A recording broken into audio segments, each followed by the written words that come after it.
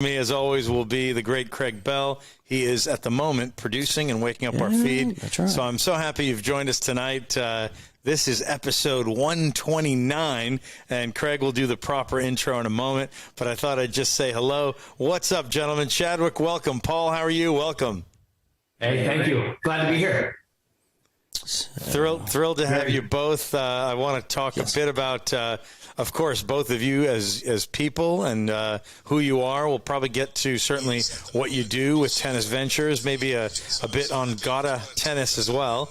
And I'm excited to learn so much from you guys, such experienced and successful men in the racket sports industry and the travel industry. Well, let's not forget about the next best thing coming to in tennis coming to Texas. So we'll have to talk about that too. We better. The All-American. Yeah, that's going to be amazing. It's a team event, and we heard all about it at a board meeting for the USPTA through Tim Stollard, who's certainly a colleague of yours and one of our good friends, Michelle Stollard. So it was at their lake home up in just outside Austin.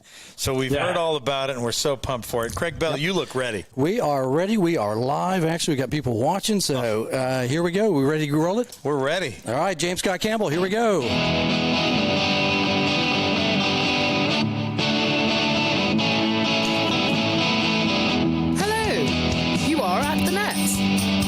Friends, to another episode of the At the Net podcast, powered by Tex-Mex Productions. Working the soundboards in the back of the house are our producers, D-Mac and Dave the Brain. Time to say hello to your hosts, Craig Bell and AJ Shabria, as they're about to take us through 3 sets of tennis, talking life and all the news as it seems to them. Ladies and gentlemen, Craig Bell. All right, thanks to our At the Net podcast girl. That is the always convivial Margot Carter, right? Convivial, Very convivial tonight for that breathtaking. This is breathtaking because if you travel, it's breathtaking sometimes when you do some traveling, right? That's the word of the night. Along with, I found this word Scottish for, it's braw, B-R-A-W. Is that correct, Paul? Am I correct with good, awesome, maybe fine, something like that, the word braw, B-R-A-W? Bra, the actual literal translation is beautiful, and it's used in the phrase, it's a bra moonlicht nicht de nicht, which means it's a beautiful moonlight night tonight. There we go. See right there. See, I told you I looked, deep and long for that. It's a bra moon nicht licht nicht. You need some tutoring. I want someone to repeat it. Right. Anyway, for that introduction, and welcome fans of the great game. You're listening to Season 1, Episode 129 of At the Net Podcast with AJ Chabry, right? Yes, sir. Are you? Are you here tonight? I am. I'm the real deal. Like you are. We're not holograms, are we? No, we're not. And I'm Craig Bell, and we were talking the great game of tennis as it seems to us. Thanks also go out to our good amigos at Tex-Mex Productions. That'd be one Darian D-Mac McBrayer. And we did have a brain sighting, didn't we? We saw him on the FaceTime. We FaceTimed him right there. So he helped us get on, and we are actually being produced by me tonight, not necessarily the brain, right? Hopefully the brain will be checking in. He's going to be listening to make sure that we're okay. He's going to give me a thumbs up here in a second because he's watching from Maryland. But also, be sure to like and follow us on Facebook, YouTube, and Instagram. Plus, check out our good work on, here we go, ready? Fireside, iHeartRadio, Apple Podcasts, Google Podcasts, Anchor Breaker, CastBox, Overcast, Pocket Cast, Radio Public, and Spotify. I did it again. Man, I'm like 3 for 3 right now. Well done, all 10. Basically, that's all the important communication sites that kids find popular today. And if you're female, sorry dudes, right? We like Margot Carter's voice a lot better than the guy voices. Is that correct? Yeah, plenty of dudes around here. Right. Yeah. So, there are a lot of guys in here. We might have, would Paul be he might, in that Scottish brogue, that might be kind of an interesting intro as well, right? Send me a demo tape, Paul. We're going to use you, I think. And let us know. We would like to have some more female voices. It's going to be hard to knock off the very convivial Margot Carter for the introduction. But speaking of breathtaking, we've got a couple of guys that are really interesting tonight. We've got up in the left square, we've got Paul Allam, and we've got down in the middle square, we've got Chadwick Byrd. So welcome, gentlemen, to At the Net Podcast. Glad to have you here. Thanks for having us. Thank you. Yeah. Love being here. And are we live from Bentry? We are. I love it. Love. That's right. We are in Dallas, and this is the club where I teach at. We have commandeered the club tonight, actually. Yeah, if you wouldn't believe what it looks like in front of us right now. It looks like a war zone. We're in I call it warehouse contemporary look. You know, we are very industrial, aren't we, at this point? It's beyond shabby chic. It is literally concrete floors. Yep. So you wouldn't recognize the place. We're actually decorated. But behind us, you can't tell.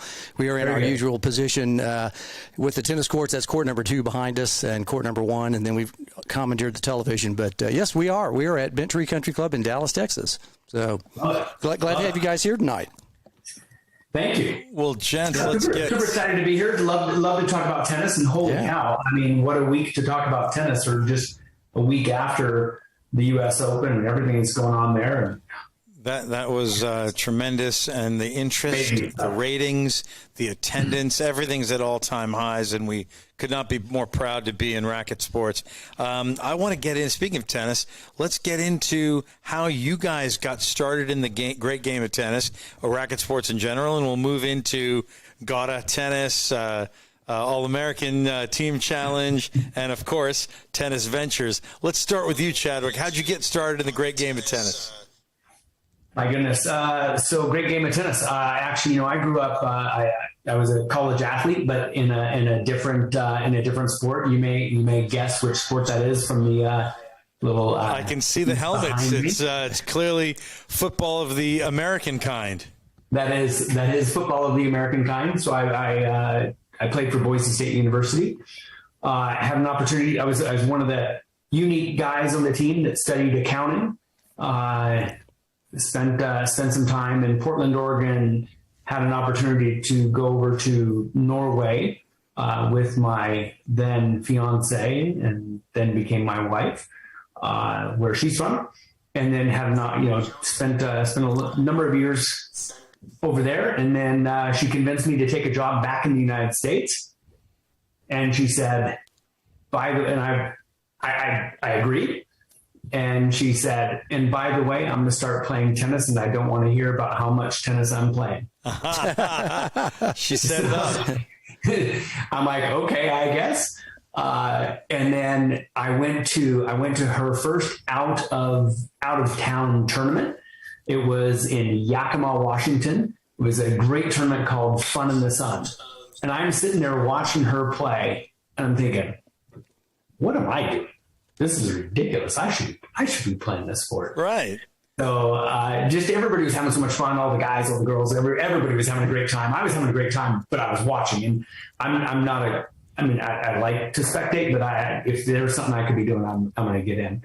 So I found a guy who would be willing to wake up and be on court with me at 6 a.m. every Friday, so I could practice and then get to work by 8 o'clock. So it was, that's how I started. And that was, I think it was maybe 35 at the time. So that's how I got into the game. Well, what a great transition from football to accounting to Europe to married life and tennis. Well done, Chadwick. That's great.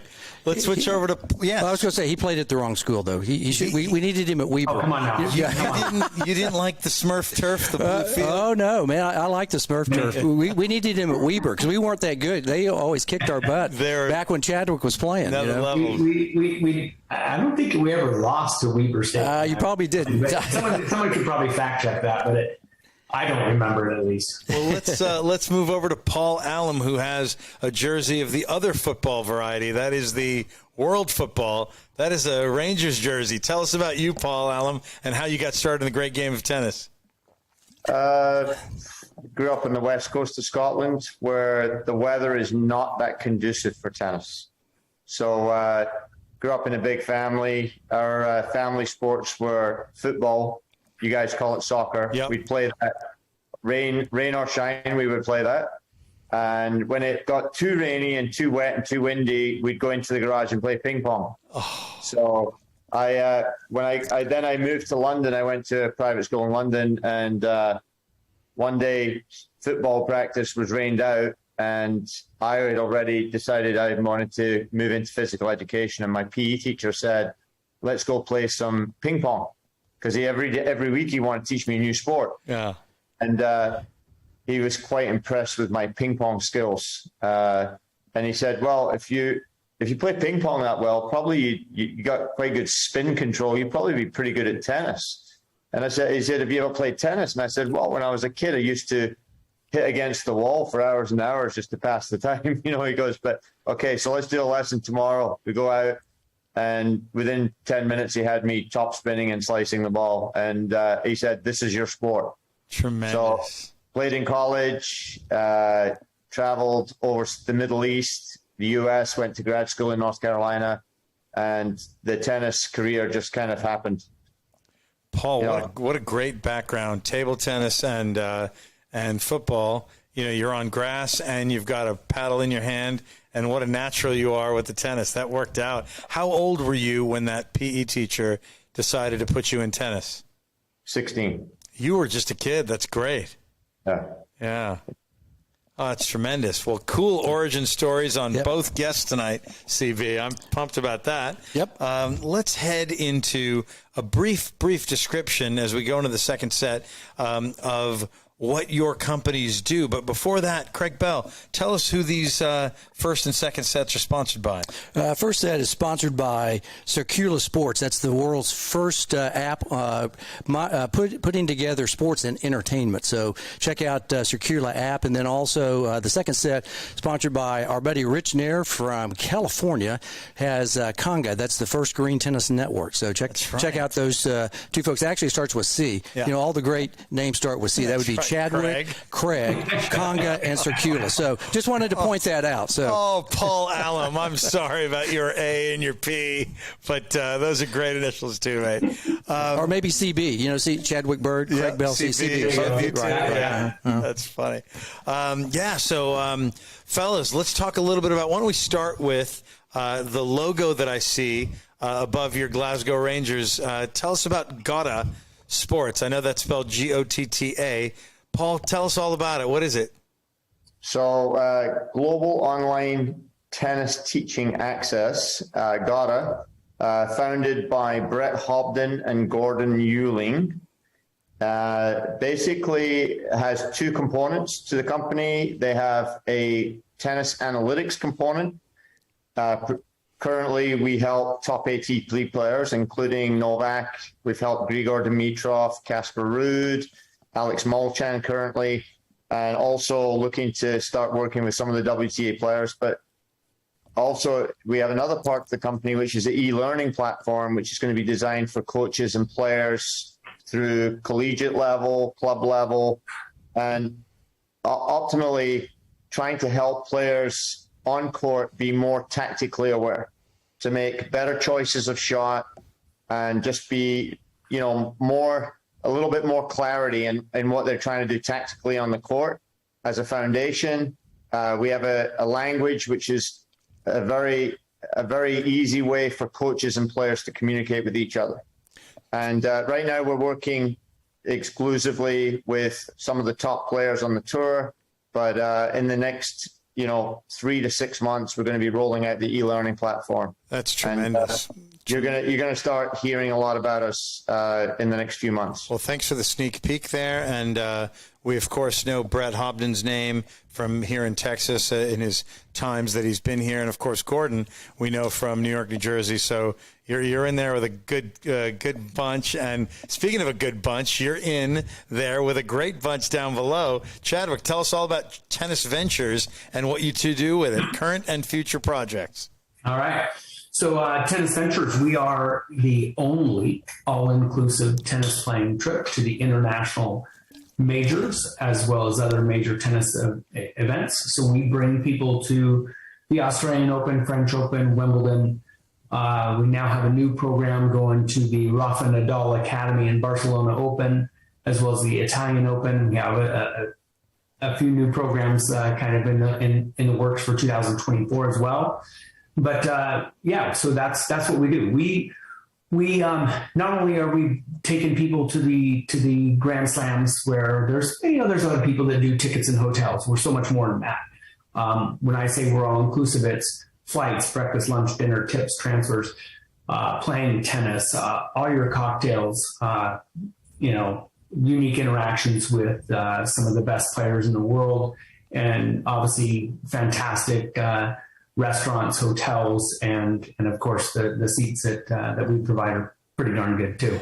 So. Yes, Chadwick, I love the taglines: "Be there, play there, Tell us about that. Be there, stay there, play there. Stay there. In reality, what that means is, we're going to be at the best tournaments in the world.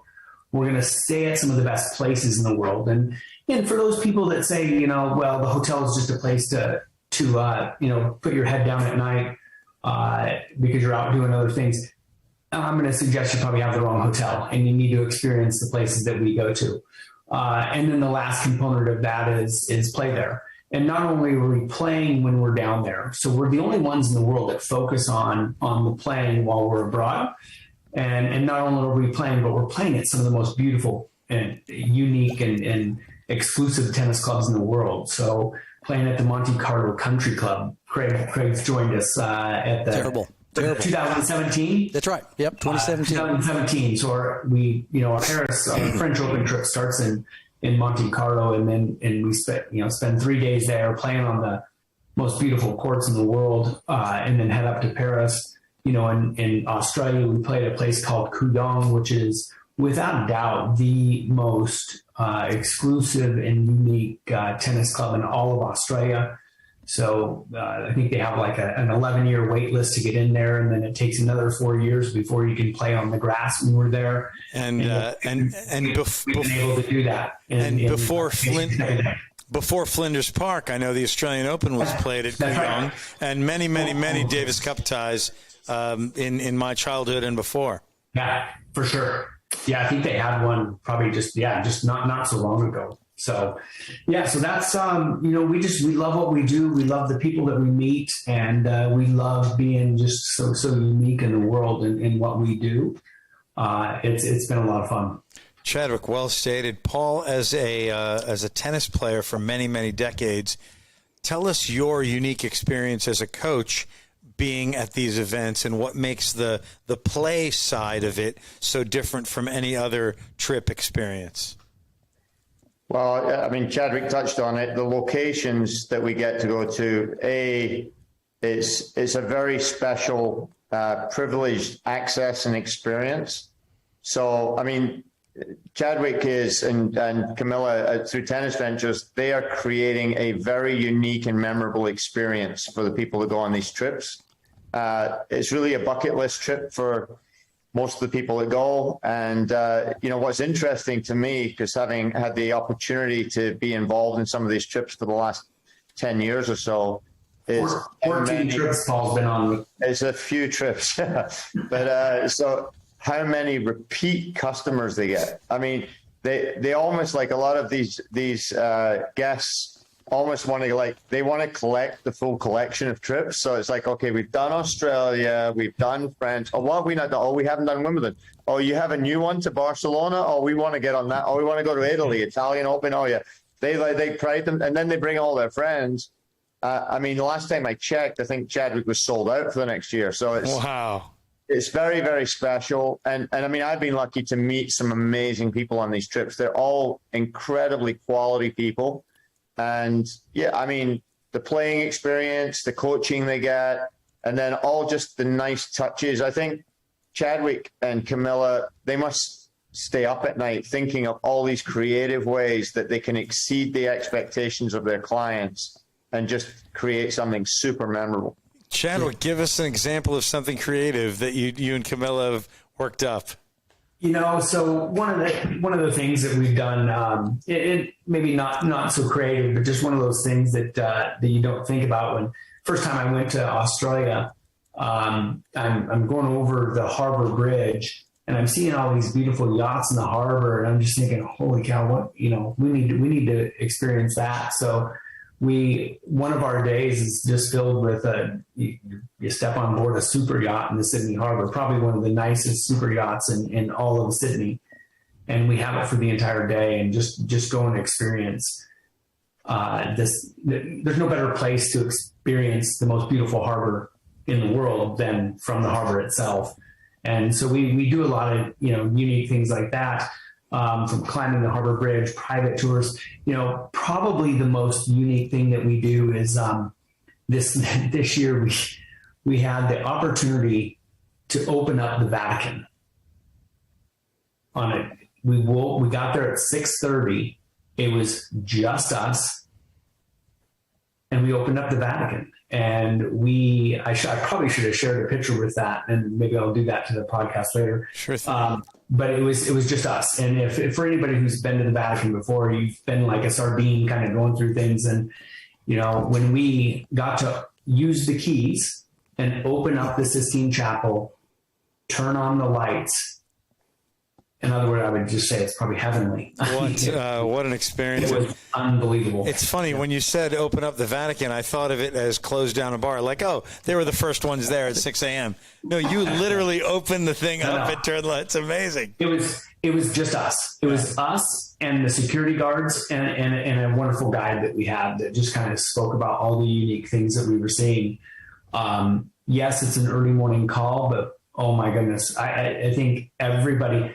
the moment when the lights of the Sistine Chapel actually turned on, no one said anything for about 45 seconds. You just stood there in awe. Obviously, just one of the most beautiful places you could be. And, it's pretty unique because normally when you go to the Vatican, you don't get to take pictures. You can't talk. And we got to basically open it up ourselves, take videos of it, take pictures in the Vatican that you just, no one else is really allowed to do that. So Craig's word of the night was breathtaking, and I think you just summed that one up. And I wonder, Paul, as a coach, do the people play better after an experience like that? Well, they're a lot happier. I mean, we have some very special experiences on court and off court. That's what I would say. And I mean, I think with any kind of company like this, a sports hospitality company, having clients become advocates and go and talk to all their friends about it. That's why, honestly, that's why there's such a demand for these types of experiences, because the folks that go on the trips come back with such a buzz. Yeah. You've got two clients actually on right now. You've got Katie Wiley saying the most unique thing I've ever done. And Lane and Lori Evans also, too, are chiming in from Norman, Oklahoma. Katie was on that with us. Yeah. She said, she was raving about how unique it was. Speaking of unique, Paul, some of your contacts in the world of pro tennis, have you been able to bring a Grigor or a Novak into one of these? Tell us about that. We've had some interesting former pros, coaches, former pros come and spend time with us. I think the very first trip I went on with Tennis Ventures, we had Bob and Mike, who were unbelievable. And then we also had Lindsay Davenport was one of our, she's an amazing favorite. Recently we had Kim Clijsters. We've had Andy Murray's mom, Judy, who's unbelievable. We had Yvonne Lendl. Chadwick, who am I missing? Well, there's a lot. There's a lot you're missing. But those are absolutely some of the best. And one of the most unique things that Paul, introduced me to Judy Murray numerous years ago. And I've never been able to see, she was joining us, and we typically on a trip of ours, we've got about 32 participants, 3 coaches, and then myself and my wife Camilla. And we're playing in London on grass courts right before Wimbledon starts. Pretty unique experience to be able to do that, because there's not many clubs that have grass courts left. But Judy Murray was coming in. She left early from a wedding that she was in to come down and do a clinic with our people. And she's like talking to me, and she says, "Chuck, how many courts do we have?" And I said, "Well, we've got 7 courts." And she's like, "How many people?" And I said, 32. And she goes, "I probably only need 1. Wow. And she goes, "But 2 will be good." Yeah. And she kept this group completely captivated for probably an hour and a half on 2 courts. It was absolutely amazing. I can't even begin to describe what she does and how unique she is to keep people just totally engaged. Really talking about what she does kind of in the sport of tennis. And if you ever have an opportunity to be on court with Judy Murray, you should take her up on it. For sure. She's a fire plug and a very, very intelligent lady. Yeah. As we round the corner into the end of the second set, Paul, a quick thought for you. This is where we start talking about future projects. Chadwick, we're going to get to the All-American team event in about a minute, but tell us about any future projects, and will they involve Paul flexing on the world and speaking Arabic? Maybe you go to Dubai or somewhere in the Middle East. So the whole Arabic thing happened after college. I went to Egypt, ended up coaching in an American college there, but the whole Arabic thing was a survival skill. Because I arrived in Egypt and I had to tell the taxi driver where to go. The very first taxi ride I got, he took me via Timbuktu. Uh-oh. And it was a 50-minute ride that should have been 5 minutes. And I thought, that can't happen again. My current passion is actually Spanish. I'm currently trying to learn Spanish. And I actually just back from 5 weeks in Tenerife at my friend's academy, the Tenerife Tennis Academy, which was unbelievable. Best weather in the world. Number one vacation destination in Europe, by the way, Tenerife. Wow. So future projects, I mean, honestly, the tennis world is just so amazing to me. There's so many great connections and friendships and opportunities. And I just feel very fortunate. I mean, to be involved with tennis ventures and all the other things that I get to be involved in. Tremendous, Paul. Chadwick, let's talk about that event November 12th in San Antonio, Texas. This sounds so exciting. It's team. It's all the best American players, including the all-time greats, Bob Bryan, everybody, whether you're into tennis or not. You're talking about Francis Tiafoe as well. Tell us about what you're doing down there. Yeah, huge event. So a good friend of mine who I actually got introduced to by Paul, Nick Monroe, who just retired from ATP professional tennis at the U.S. Open this last year. He and I, when we were stuck in quarantine in Australia for 15 days, really kind of, I would say it's Nick's idea, but we started talking about bringing together the top American players to come in a team style tournament. So that's exactly what we've done. It's coming to San Antonio at the Freeman Coliseum from November 11th, 13th. November 10th, we're going to have a pro-am and a player party. So, yeah, it's bringing in all the best guys and captained by Bob and Mike Bryan. So it's going to be a ton of fun. Tickets are on sale now. You can get them for $45 and up. VIP hospitality packages, including some of the best hospitality. And what Nick and I are trying to do with this is just kind of take all those wonderful things we've seen from around the world, wonderful, like a New Zealand tournament that has these courtside tables that we're like, okay, we want to do that. Auckland. I saw that in Auckland, New Zealand. Yeah, it's awesome. It's just one of the really, really cool things. So that's what we're going to do. We're going to have courtside tables, food and beverage service throughout. So you don't even have to get up. Just it'll all come to you. But behind the baseline, we're also creating kind of an all-American bar and lounge. So you'll have VIP seating with about 4 rows of seats, and then right behind that is just kind of a lounge type of area, and then behind that is a bar. So you can just go grab a drink, sit at some courtside, some tables overlooking the court. Again, we've got all the best players, and we've got if we look at the east side, you got Francis Tiafoe, who just had an amazing U.S. Open, getting to the semifinals. John Isner, a good Dallas guy. Jack Sock, Dennis Kudla, and J.J. Wolf. On the west, you got headed up by Mike Bryan. So you got Taylor Fritz, Marcus Giron, Jensen Brooksby, Mackie McDonald, and Stevie Johnson. So it's just going to be a ton of fun. Friday matches. So we'll have five different sessions. You'll start on Friday with 2 sessions. Each of those matches, so it'll be 4 matches over on Friday. Each of those will be worth 1 point. On Saturday, those matches will be worth 2 points. And then on the kicker Sunday, it's going to be 3 matches will be worth 4 points, actually. So wow, 3 matches, 4 points. Yeah, that's huge. Yeah. And then you get Bob, who's like, okay, 4 points. I got 1 doubles. Yeah. Mike, tell me who you're going to match up, because I'm going to tell you who my lineup is in doubles right now. It's John Isner and Jack Sock. I want to see you come up with someone who's going to beat that one. I got 4 points right now. Yep, already 4-0 done. Yeah. So it's going to be a ton of fun. And if you think about American tennis right now, holy cow! We wish we could have the women in on this as well.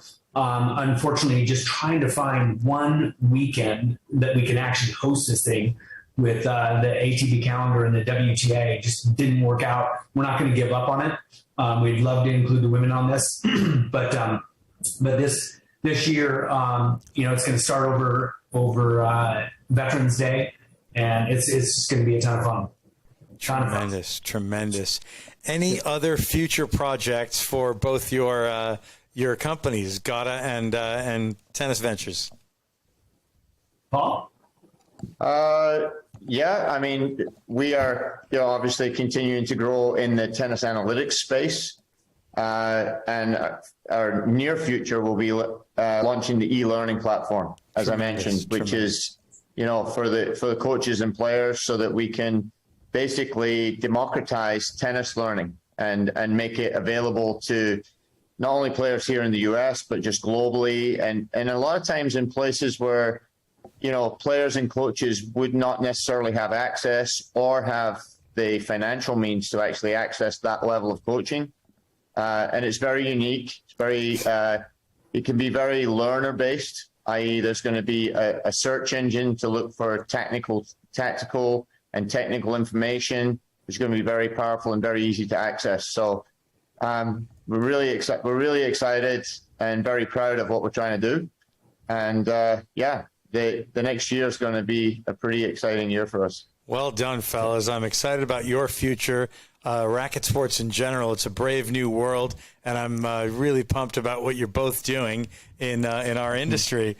Craig Bell, who is our third set brought to us by? That would be Blair Descaray with the great Master Systems. Yeah. So the great Blair Descaray. Awesome. Well, CB, before we get to the third set, hit us with any questions from the live feed, and then you're ready to roll. Yeah, we've had a couple people just kind of commenting. Like I said, Lane Evans was saying hello to Chadwick and Paul, and then also, what's that? Hey, Lane. Yeah, Laner's watching, and then looking forward to see Lane in Italy. That is correct. That's where I was going with this next one. Lori said hello, and she's really looking forward to going to Italy and having a opportunity to meet the Pope. Chadwick, I know he always likes to one up his previous trip, so I'm sure he's going to have an opportunity to meet the Pope. Right? Is that your next? Or is that? I'm sorry if I spoiled the surprise. Seriously, at every point in time when we do these. When we do those little excursions into the Vatican, you feel like the Pope could come around the corner at any point in time. So it hasn't happened yet. Or possibly Fabio Fognini. Either way, he could turn. He could turn the corner any moment, right? I don't know if it's. I don't know if it's Fabio, but I think there's probably some other that the women would like even better. Would be, you're talking about Matteo Berrettini. Yeah. Everybody loves that guy. Yeah. Even hetero men love that guy. I don't know what it is. A lot of people. He's the guy's guy. Yeah. So I got just an interesting question. I just came up to the top of my head. How'd you think of this idea, Chadwick? Just out of curiosity, were you just having a couple of beers one night, after playing football at Boise State, and said, I need to start a tennis travel company? What really, was the impetus, for getting you to get to this point? One event. So, when I lived in Europe, I had an opportunity to actually move to Belfast, Northern Ireland. And Camilla joined me over there. And when you're in the UK, and this was back in 2002, you have an opportunity to watch Wimbledon on TV, and you can push your red button, and it would give you like 6 or 8 different courts that you could watch. The commentary was phenomenal. There was no commercials, and so for the fortnight of Wimbledon, we were glued to the TV. We were absolutely glued to the TV. I would get home from work at 5 o'clock, and we would just over the middle weekend, I'm not sure what happened to our kids, but they're still around because we seriously just watched Wimbledon all the time. We were absolutely glued to it. So, and this is back in 2002, and I'm guessing at that time we maybe in the U.S. got the quarterfinals and semifinals and finals of Wimbledon, but there was no Tennis Channel. ESPN was maybe in its infancy, so there was just really no opportunity to watch Wimbledon. But over there, it was holy cow, it was full on. And so I decided then and there I was going to surprise my wife and bring her to Wimbledon the next year. And so we did that. We flew her mother in to take care of our kids, and we went off to London for a long weekend. We queued for tickets, which is an amazing thing. We obviously don't do that anymore. We queued for tickets, and even the queue was phenomenal. It was like everybody was having fun, and it was just entertaining. And so we got in. We were able to watch Martina Navratilova play a women's doubles match on an outer court, and then we got to see her play a mixed doubles on court 1, where we had seats. And the one thing I couldn't stop thinking about was, as we were leaving, Wimbledon is just amazing. It's the mecca of tennis. It is the holy grail. It's everything that you want about a tournament. And the one thing I couldn't stop thinking about was, now I want to do this.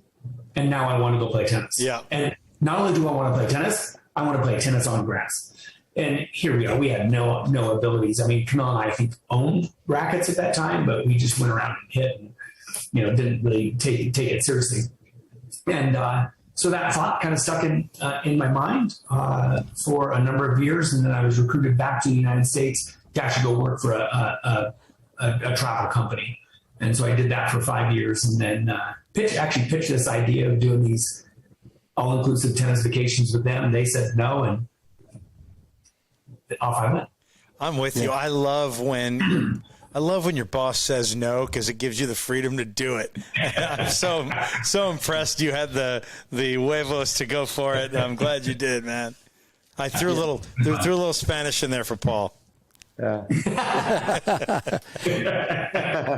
It's a really interesting storyline from what you've done, because there might have been some people out there doing things, but the all-inclusive package, the way that you've promoted this particular type of traveling, you can get tickets, but the experience that you had, and you brought in pros, like Lindsay Davenport, you brought in, Bethany Maddox-Sands also was on our trip. Yeah. And it's a lot of fun.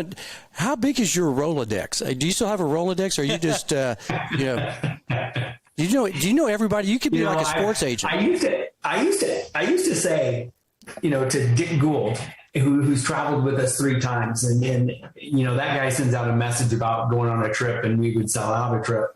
And I used to think that, wow, if I could just have his Rolodex, that would be a really, really good way to go. I think I'm getting there. I think so. The biggest part of it is, it's a very fine line between customer and friends, and we end up just having both and all the time, and it just keeps building off of that. And it's been a lot of fun. Paul has traveled with us, and I think Paul sometimes says, like, I don't know how you do this, but everybody that comes on these trips is just wonderful, wonderful people. And I think there's a number of things that go to that, right? So you have a lot of exclusions. We're not your cheapest trip. We're just not. And so, if you want to play tennis, you want to be active, you like the good things in life, and you're willing to travel with a group. We are group travel. I don't like to say that, because to me, it seems like we're just a bunch of friends traveling together, and there's one guy or one girl that's picking up the bill at the end of the night. That's what I'd like to think it's about. But you do have to enjoy other people. You have to enjoy traveling as a group. And so there's so many excluding factors that the people that actually do travel with us, just a bunch of neat people. Yeah. just out of curiosity also, too, I think this is a really fascinating thing that what Chadwick and Camilla do. They're problem solvers. Tell them about I think I wasn't on this trip, but you told us that there was a railroad strike, I believe, in France, and you had to spend that was like 24 hours that you spent up one day, I think, or maybe 36. Did you finally get some sleep?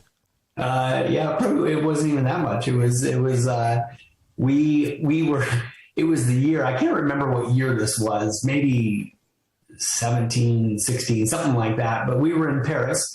So this trip was actually starting in Paris and then going down to Monte Carlo. It was the year that just rained and rained and rained and rained. The Louvre ended up flooding. So one of our days at Roland Garros got rained out. So the next day we're scheduled to get on the train and head down to Monte Carlo, where the weather is just looking glorious. And at about 5:30 in the evening, the night before, so we were supposed to get on a train, say probably around 10 a.m. in the morning. At 5:30 in the evening, we found out that our trains were going on strike, and so we weren't going to be able to get down there.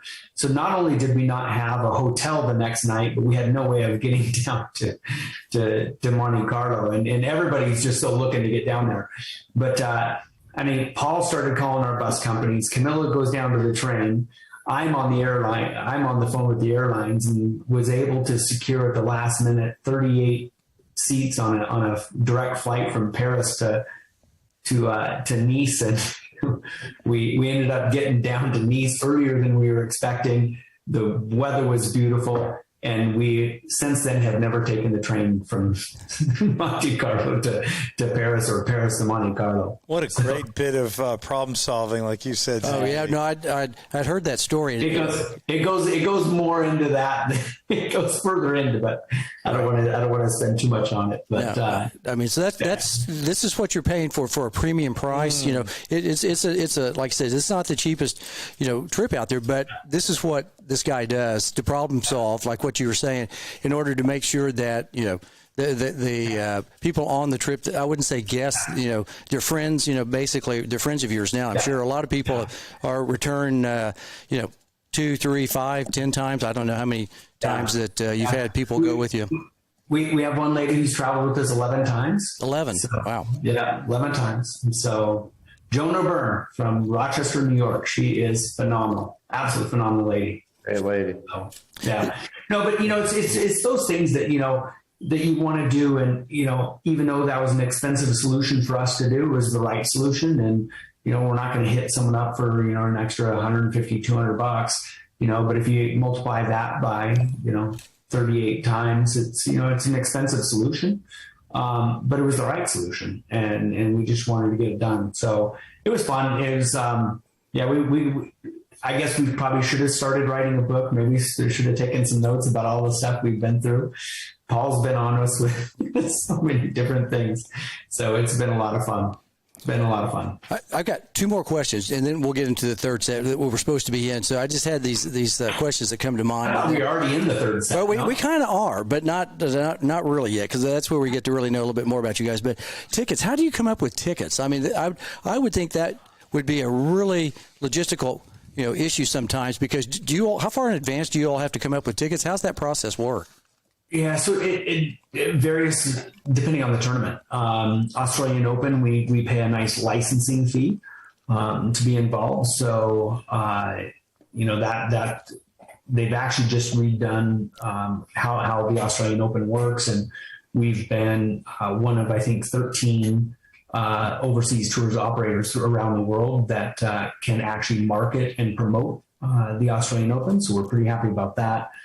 Wimbledon is a completely different beast altogether. We actually own what they call debenture seats. And so you got to be a debenture owner. And those are the only seats that you can legally buy or sell and resell to Wimbledon. So there we own our own seats, Camilla and I. But then we also kind of work with other debenture owners to get in seats that we need, because we're not there for all days of the tournament. And so we get in for the days that we want, and then sell the tickets that we, back to the other owners. seats that we don't need.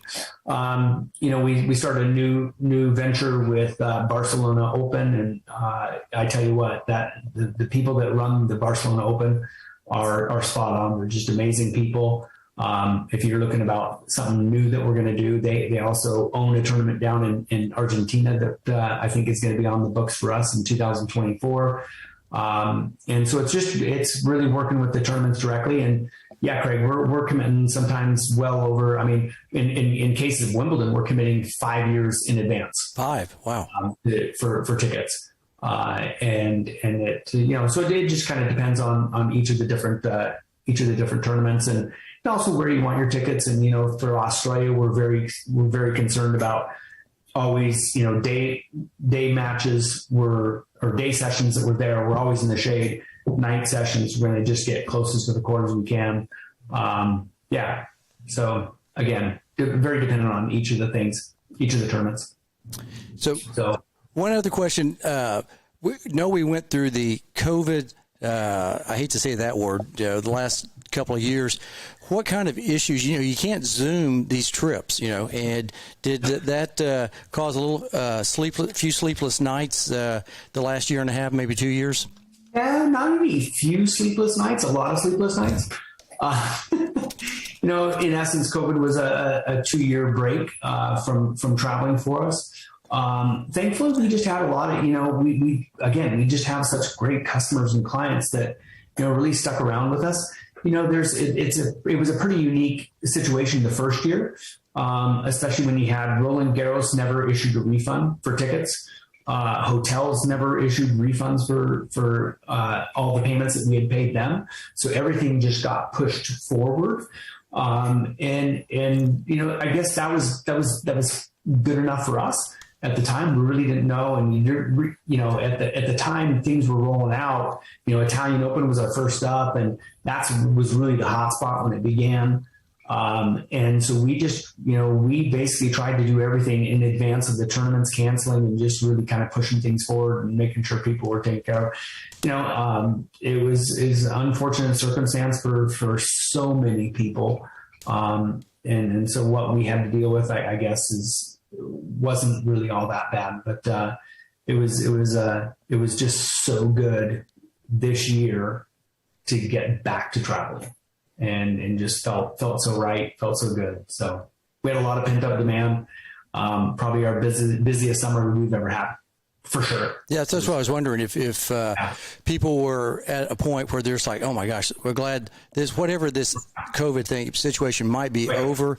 Yeah. And were there still a lot of restrictions that you have to work with various countries, passports? We didn't, this year we didn't have to. Obviously, we haven't done the Australian Open since 2020. But there was mask mandates at the beginning, but not really once you're there. It just kind of things really this summer started opening up, and obviously one of our biggest issues was testing to get back into the United States. Was probably the biggest thing that we had to worry about, and unfortunately, we probably had maybe 4 or 5 people that tested positive that had to kind of extend their stay abroad and, kind of quarantine until they tested negative. But in the broad scheme of things, it really wasn't all that bad, considering that we traveled probably over 240 people this summer. So, yeah. Well, I'm sure that like I said, kept a few sleepless nights. I was thinking about you during that time, and I was like, "Damn, that's got to be tough to do." Because I was pent up even around here. We could travel around here, but not. When you go abroad like that, that's a different animal right there as far as that goes. Go ahead. Yeah, no, we were just happy to have a number of successful years behind us that we could weather the storm for sure. So. Well, I told you that was the last question, but I'm going to ask you another one. How many miles have you traveled? Do you think that you've actually put on frequent flyer miles, whatever it is? How many are you at the platinum level now, frequent flyer miles? It's kind of interesting. So this summer, for all the trips that we did, a trip to the Nadal Academy in Barcelona, we did 2 Italian trips, 2 French Open trips, 2 Wimbledon trips, extensions on every one of those trips. But I took 2 international flights. because I took the one over and I took the one back. So my travel really isn't, and then I had a whole lot of in between. But my travel, I just basically spent 3 months in Europe this summer. So,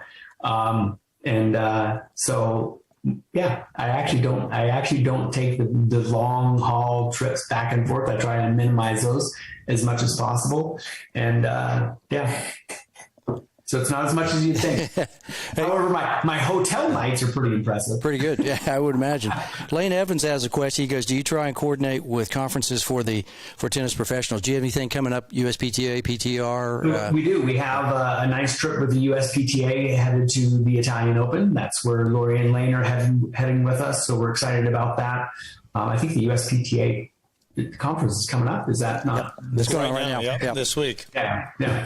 So we've done that in the past. We actually did 2 trips to Australia with them. Our first trip down coordinated with the Australian Open Congress, and that was a really great event. This one we won't be doing anything with the Italian Tennis Federation, but just really making sure that we get the USPTA the best possible opportunities to go to the Italian Open. And it's a little bit different trip than the all-inclusive 5-star over the top trips that Tennis Ventures does, but the USPTA trip is going to be a lot of fun. So I know Lane's looking forward to that, and Lori is more so than Lane. So I think she said she was really looking forward to going to Italy. But he did say, he goes, why'd you bring up Boise State? Because he's a big OU fan. He goes, the Fiesta Bowl from a few years ago. He said that's wow. Does he have the ball from one of the games from the Fiesta Bowl? Well, this is the Fiesta. I don't think this one was from that game, Lane. But that was I think probably the best college football game ever. Unfortunately, Lane was on the wrong side of it. That's right. Yes. Yeah. One last question before we get to my final third set. I just keep going here. Tell me what you think about pickleball. Is pickleball, you're going to have pickleball ventures at some point, you think? Do you see that in the future? Just out of curiosity. I think Paul's wanted us to do it. We're trying to figure out how we can kind of get onto the pickleball scene. However, pickleball is unique. Pickleball is the fastest growing sport in the United States, but it's not the fastest growing sport in the world. Actually, padel is. And it's padel that's most popular in Europe.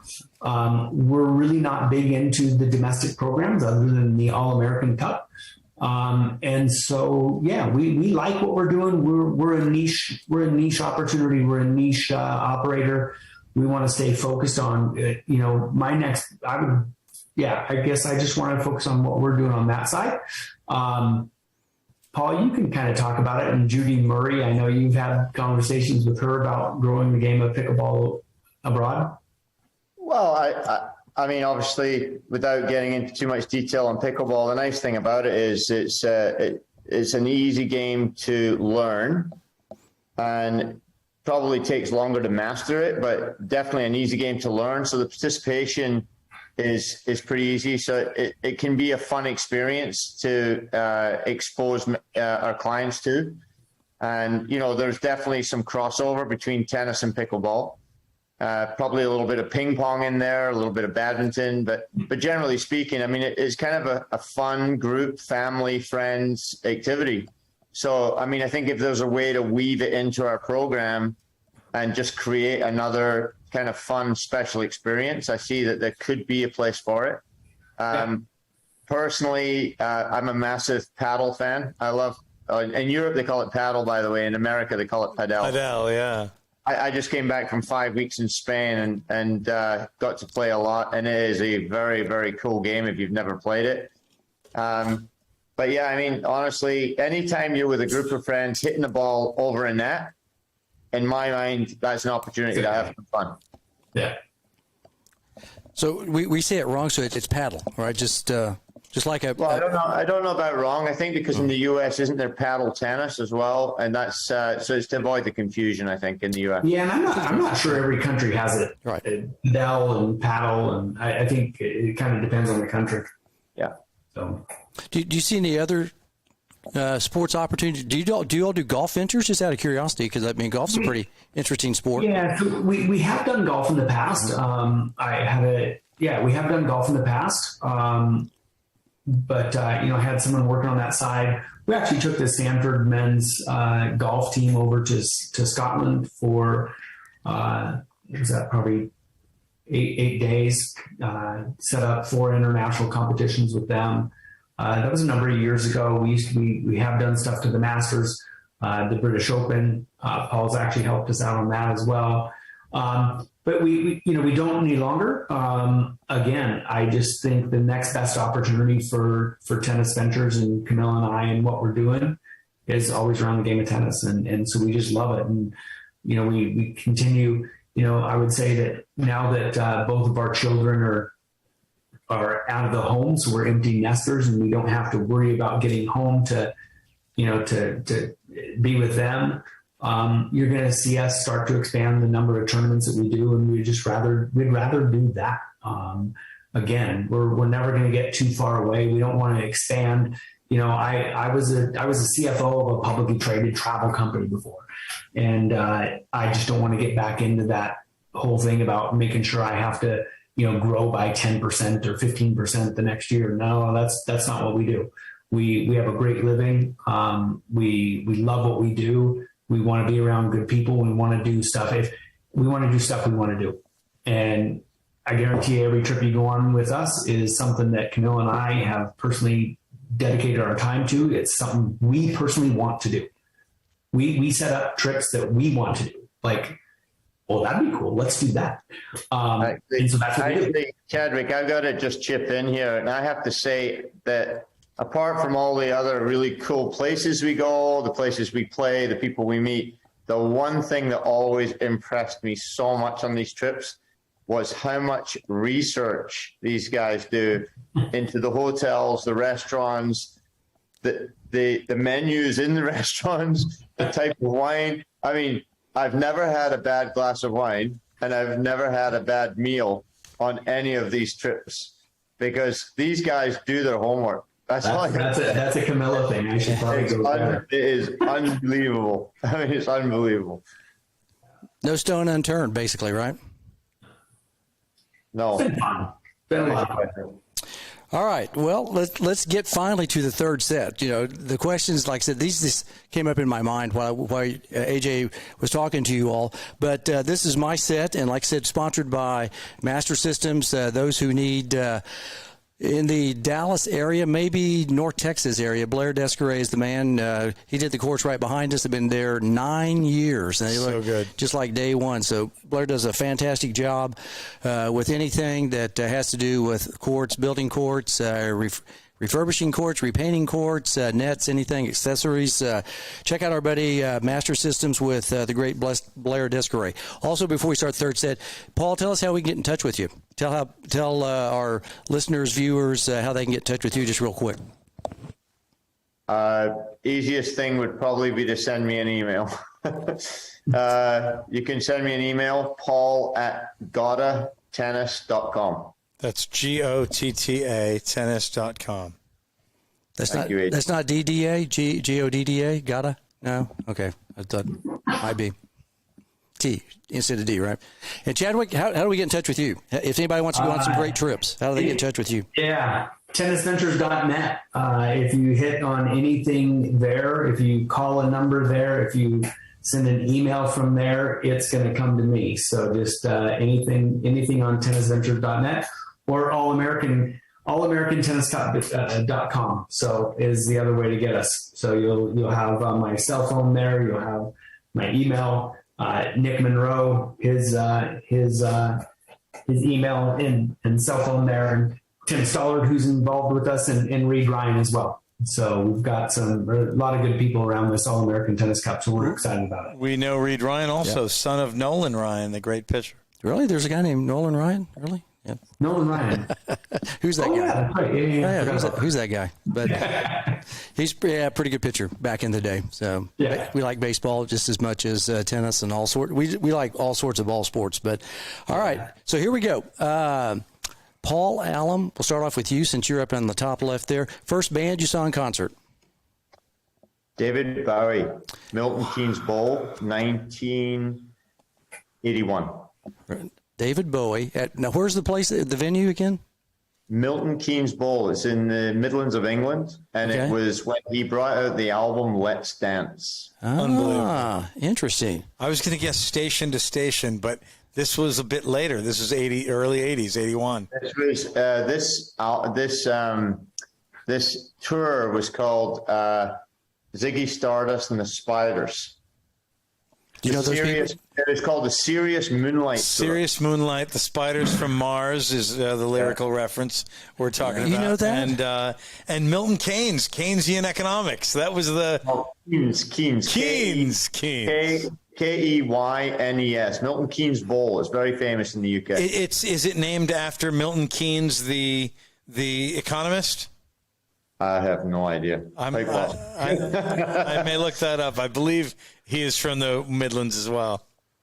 I thought Milton Keynes was a barbecue guy in Texas. He's not. That's not him. I don't think so. Okay. David Bowie. Wow, I wouldn't have guessed that. Yeah, was it a good concert? It was amazing, and the beat, or you guys know them as the English beat, was the support band. Really? Wow. Were there like 20,000 kids in the auditorium? You know, I was 16 years old. I can't remember. Oh, okay. We'll just leave it at that. How's that? So, all right, Chadwick. What about you? First concert. I'm glad you asked Paul first, and then I got a chance to think. Interesting enough, Kenny G in the Gorge. The Gorge is in the central Washington. It's an outdoor amphitheater. Amazing setting. So, have you heard of that place? Of course. That's Really? one of the most iconic concert venues in the world. I call BS. Yeah, he does this all the time. I'm like, how does he do this? How have you not heard of the Gorge, man? I've heard of Red Rocks. I was going to say, is that similar to Red Rocks? You know, kind of. it would be very similar. Okay. It would be very similar to that. Milton Yeah, in Keynes. fact, I think the name of the town is George Washington, isn't it? In George Washington, there you go. That's right. I don't know how he did this. He absolutely solidified his knowledge right there. In fact, I just drove through George Washington today. So. I love pronouncing it George Washington, but it's George, Washington, right? Really? Yeah. Yeah. It's like we have a town in the town of George. That's it. Yeah. It's sort of like we have a city in sort of north central Texas called West Texas. Yeah. Okay. It's kind of funny. Yeah. It's kind of like that. Yeah, there is West Texas. Yeah. It's not West. It's not in West Texas either. So, are you up in Idaho right now? I take it. I am. Yeah. Okay. Yeah. I was sitting there thinking. You said you just drove through, and I was like, "Wait a minute." Yeah. Normally he's down in Arizona. That's a long drive. How do you do that? Up north. He must have taken rail air. So Kenny G. How old were you when you saw Kenny G? Then how old was? What was? Ooh, I'm guessing I was a senior in high school. Okay. Yeah. You drove over there from Spokane. From Spokane, that's right. Yeah. So it was a phenomenal concert. So I guess I wasn't. You can obviously take it that I'm not one of those heavy rocker guys. So what year was this that you saw Kenny G? Ooh, probably I'm guessing 1990. Okay. Yeah. Yeah. Long hair? Did you have the long hair? Back in the day. He did. I didn't. Yeah, Kenny G had a lot of hair. Seemed like he had. Yeah, he had a lot of hair. Yeah. Right. The curly. No. Did you always have pretty short hair?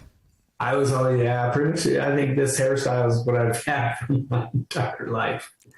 Other than my sophomore year at Boise State, I went bald, cut it all off. You did it. Really? Yeah. You're kidding, yeah. I guess it was my junior year.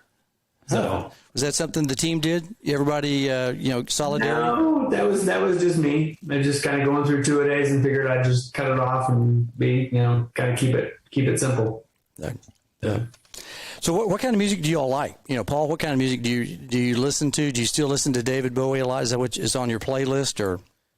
I would say, the music I listened to in high school and college still feature on my playlist. I like Latin music quite a lot. So I everything from kind of Latin guitar. There's a guy called Jesse Cook that I really like. I've been obviously trying to speak Spanish, but I've also been taking a few little sneak dance lessons in there, a little salsa, a little bachata. And, I like music that makes me feel good, that has a rhythm, that gives me energy. Love it. And, yeah. So do you know this guy, this flamenco guitarist? Jesse Cook, I don't know. No? In fact, Okay. I tried to use Jesse Cook as the backdrop on a few posts promoting this episode, and it didn't work out. Instagram just didn't have it, or whatever they had. It didn't fit the cuts, and it didn't fit the flow of the photographs we were trying to do. So we went with Sting, and not so bad, right? Yeah, I saw Sting last November in Las Vegas, and he was 70 at the time. I believe he turned 71. I'm not sure. I'd have to check that, but he was phenomenal. Saw him at Caesar's Palace. Wow, interesting. Sting, yeah. Sting, David Bowie. Yeah, not a bad two guys from the other side of the world. Yeah, the UK. Yeah. Chadwick, what about you? What do you like to listen to? Are you? Like you said, I'm all over. I guess I'm all over the board. I mean, I really am. I love country. If it's a quick way to get Camilla out of the office, if I start playing country music all day, she's like, okay, I'm going to go find something else to do today. But yeah, it's country. I like, heavily influenced by Camilla again, George Michael. Love that. Recently, Halsey. I think I've really gotten into Halsey's music, Khalid. Yeah. So what was it at Boise State? What were you listening to before you ran out on the football field on the Smurf turf? We're getting. What was I listening to? Didn't you get psyched up? Maybe. Yeah, you know what it was? It was probably Dire Straits. For most of it was Dire Straits. Yeah. Good. Yeah. That's pretty. Dire Straits. Boy, I was sitting there thinking, okay, I've never would have guessed Dire Straits. I was thinking like Metallica or something, No, see, I never got into that. Right. I was looking for something to keep me a little more focused, and I think I was amped up enough. I didn't need anything else to. Didn't need any extra juice. Get me going. No. Sultans of Swing. Yeah, that's right. Amazing song. That Knopfler, the way he plays the guitar, he's amazing. Money for nothing, chicks for free. That was it. Brothers in Arms. Yeah. All right. Now we always like to ask this question because it tells a little bit about personality of the person that we're asking this question to. If you're in a band, this is the last question in this segment. If you're in a band, what would you? And you might have been in a band at one time or other. Would you be the lead singer, the bass guitarist, the lead guitarist, drummer, piano player, glockenspiel player? Like me, I'm a world famous glockenspiel player. I play the glockenspiel. So good. That's right. So Paul, what about you? Where are you sitting in the band? I'd be on vocals and air guitar. Air guitar. In fact, I have done that many times in many locations. I'd see you as a front man. I'd see you like a David Bowie or a Sting. I could see you up there up front. Would you be? This isn't background vocals, is it? I am the karaoke king, Bobby. I'm all over it. I can pull off a little Elvis. I can do a little George Michael. Whatever. Do you put the tight leather pants on, and put the headband on, Steven Tyler look? Yeah, I haven't tried that yet, but you're up for it. Possibly. So there you go, Chadwick. If it was raising money for charity, I might consider it. I love it. Or a pub crawl, maybe. Chadwick, next pub crawl that you guys are on. I think you need to find a karaoke place so you can get. I think might have to do that. Yeah. What about you, Chadwick? Where are you sitting in the band? Well, if I had a musical bone in my body, I would love to be able to play the piano and sing. To me, that would be amazing. So are you like a Billy Joel back in the day? Yeah, I would do Billy Joel. That would be perfect. Yeah. Piano man? For sure. Yeah. For sure. That'd be amazing. Yeah. I've always enjoyed those people that could. We've actually had a number of people travel with us that, took over kind of a lobby bar piano and just started playing. And I'm so impressed. I just think it's such an amazing thing to be able to do. So it's a very convivial instrument, that's for sure. I remember I had a lesson with this one kid in Oklahoma City. This is 40 years ago, Jerome Schneider. His dad told me, he goes, after tennis practice, we're taking, the kids to, he had a couple of sisters, to pianos. And I was like, piano? I go, really? He goes, oh, no. He goes, just what you said. Mr. Schneider said that anybody that can play piano, typically, there's always a piano somewhere, and people who can play piano draw attention. And so you bring people in, and then if you can play piano, then it's a really good icebreaker. You can talk to people, and just what you were saying, it's a really interesting instrument from that standpoint. Well, the air guitar is the same way. Yeah, it is. It's like an air guitar. Yeah, I was thinking Guitar Hero. Paul, did you ever do Guitar Hero? Were you a Guitar Hero player? Playing all the. No, I didn't, mate. I didn't. But air guitar, I've ventured into an air guitar space a few times. I bet. All right, we're second segment here. All right, this is kind of fun. All right, Chadwick, first paid gig. What were you doing up in Spokane, Washington? Did you throw a paper out for like the Spokane Times or something like that? Well, first job? Yeah, first paid job. Dishwasher at Milford Seafood Restaurant. Yeah. So obviously I had a lot of jobs grew up on a farm. So those are unpaid positions. Right. Yeah. First paid position was dishwasher at Milford Seafood Restaurant. Yeah. Spokane, Washington. Making about $3 an hour, $3.25. Something like that. Right. Something like that. Sounds about right. The wait staff shared tips. We got tipped out at the end of the night. That was good. So had a lot of fun. A lot of great people there. That was a lot of fun. Did you get dishwater hands after throwing your hands in? Sure. Well, actually, no. I never understood that because most of the stuff went through a high speed dishwasher, and I'm still looking for those to come on the market now because my dishwasher here takes 2.5 hours to come, and yet we were doing it in like 2.5 minutes at the restaurant. So I'm still trying to figure out where the 2 hours and 43 minutes is going. But no, those were good times. Yeah. Good money, soft. I think I couldn't even drive when I got the job, so I was relying on my brother, who was also the second dishwasher. He was actually the first dishwasher. I was the second dishwasher, so I'd rely on him to either have same shifts or we would. I'd have to figure out a carpool somehow to get there. So if he was first dishwasher, he'd get to go out on the restaurant floor, and you had to stay in the back and. Yeah, he got promoted to a bussing position a lot earlier than I did. So. That's where you make the big bucks. Did you know that? It's really amazing how many wonderful, successful people we've had on the show in 129 episodes, and how many of them start off with a job like this. Yeah, they learn so much. And they'll say they had a great time. Taught them a lot. Didn't give them a lot of money, but they definitely learned how to work hard and press through certain situations, right? I remember Tim O'Doherty. He was our manager. I remember the guy. He was also great because we had a basketball court off, in a little back room, so we could go on breaks and play a little basketball too. So it was fun. Awesome. Is the restaurant still around? Just out of curiosity, is it still? Unfortunately, no. It actually just it closed. Probably.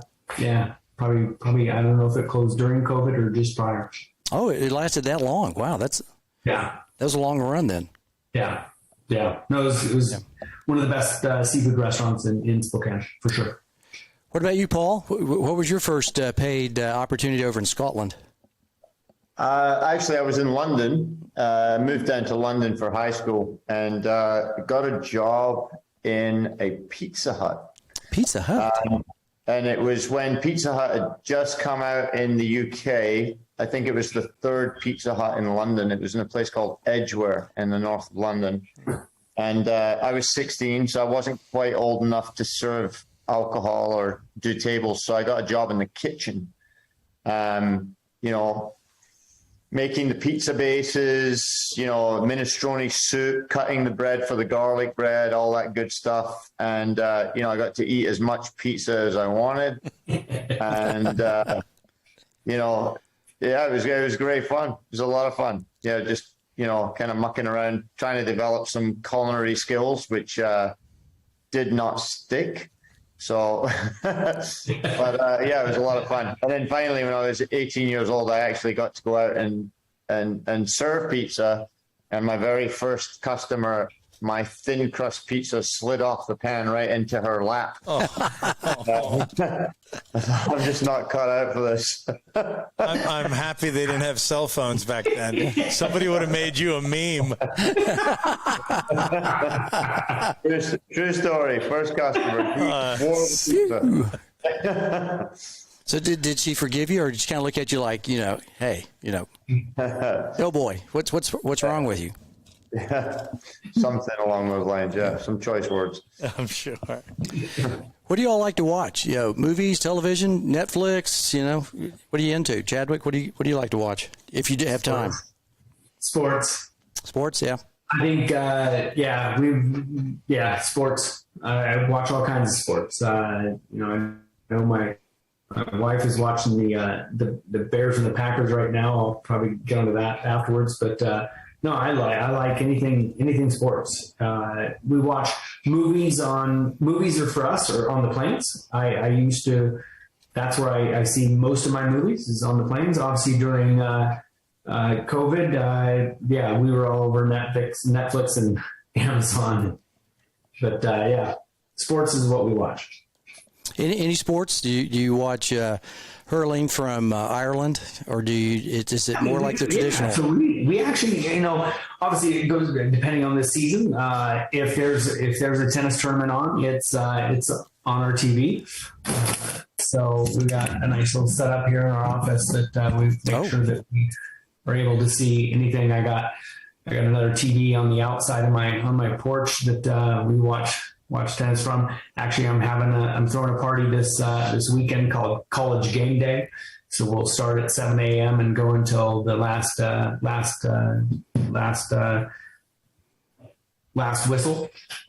Just inviting people over to come and celebrate and watch sports. We'll probably be watching Labour Cup at the same time, and So at the beginning of COVID, we were all over cornhole. Oh. It was the only live sport out there, right? So wasn't much going on. Yeah, we were into cornhole. So I'm not sure that's actually defined as a sport, but yeah, close enough.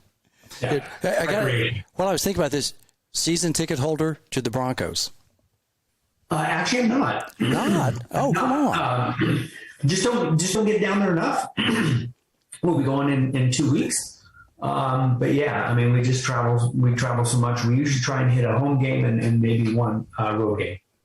Yeah, a year. So, yep. But watch every one. Yep, right there. What about you, Paul? Do you watch television? Do you do any stuff like that? I mean, obviously, I watch pro tennis, predominantly ATP, but I watch some WTA stuff. But that's kind of my profession. That's what I do for a living. But for relaxation, predominantly rom-coms. Anything that kind of either makes me laugh or makes me feel good or, kind of gets me in touch with my sensitive side, so I just, I like to, watch movies based on true stories, some, human interest, success stories, that sort of thing. I can name Paul's favorite movie. Tell it, Chadwick. Love Actually, rom-com. Great movie. Great movie. Love Action? Love Actually. Actually. Have you seen that? It's kind of a Christmas movie. Yeah, is it really? It's excellent. Is it like Die Hard? Is it like one of those ones? Kind of like... I know everybody thinks Die Hard's a Christmas movie. This is set in magical London at Christmas. Okay, guys. So I got one for you. For anybody listening here that has never listened to... You just mentioned both movies, right? So Love Actually and Die Hard. So there's a new movie that came out last year called Love Hard. Love Hard. It's a great movie. If you haven't watched it, I can't wait to see that, and maybe even Die Actually one day. Love Hard is a blast of a movie. It's a ton of fun. It'll make you laugh a ton, and it's really cool. I know what I'm doing Christmas Eve morning this year. Then love hard. Love hard, huh? It'll make you laugh. Okay. We hope you don't die, actually. Right. That's right. I know what that was. Usually I'm watching the 24 Hours of the Christmas Story for about the 30th, that's amazing. 30th time. Craig can quote that entire film. No, pretty much. So I'm pretty boring from that standpoint. Breakfast, lunch, or dinner? What do you guys like? Chadwick, breakfast, lunch, dinner. What are you into? That's going to be dinner for sure. Dinner. Okay. Oh, yeah. Yeah. Oh, yeah. Any type of like seafood from Spokane, or what do you have for dinner? I would say Milford's. pretty much we love it. I love everything except for liver. I'm going to stay away from that. Other than that, I love everything. What about you, Paul? I'm predominantly plant-based diet. Occasionally have a little bit of fish, but yeah, my diet's one thing I'm super disciplined and careful about, actually. So, it's something that I started doing a few years back, and I felt like it had a great effect. So I've kind of stuck with it. I've been pretty disciplined with that, but I enjoy my food. I'd say meal of the day for me is probably also like Chadwick, dinner. Dinner time. Yep. So. Dinner time. Yeah, for sure. Well, that leads me to this next question, which is actually a great question because leading question, because if you all were to have a party, a big party, like a dinner party, soiree, shindig, hoedown, in Oklahoma we call it hoedown there, and you were to invite some dinner guests, 4 more, we know AJ and I would be invited to your all's personal, parties. Who would you all invite? It could be all the way back from the beginning of time, Adam and Eve, all the way up to today, fictitious characters, in the metaverse, Yeah. whoever. Yeah. Literary characters, anybody. Yeah, we've had some really interesting guests that be at a party. So we'll go with Paul first because Paul looks like he has the right answers there. With who's on your Mount Rushmore? Let's put it that way. People I'd like to invite for dinner. Is that, did I get the question right? Yeah. Is that good? Yeah. Okay. People that I would like to invite for dinner, I would say Sean Connery would be on that list for sure. I'd probably invite Andy Murray along because I think we'd have some pretty good banter. I'm a big Shakira fan. I like Shakira. And, if I'd had the opportunity or missed the opportunity, I'd probably invite the Queen of England. Ah, interesting. It would have been cool to spend 5 minutes in her presence before she left us. Well, she can come back, for the party. For this soiree, yeah. Her and Shakira, I mean, they're kind of similar. That'd be pretty. That's a really good group right there. I like that. Sean Connery, he's our favorite Bond. Is that sure? Unanimous. Yeah. We talk Bond also, too. That's on the second page. If we want to go from about another 3 hours, we can talk Bond, as well. But, Sean Connery, see your favorite Bond? Do you think from the Bond or just as an actor? I do like him. Obviously, I'm a little biased because of I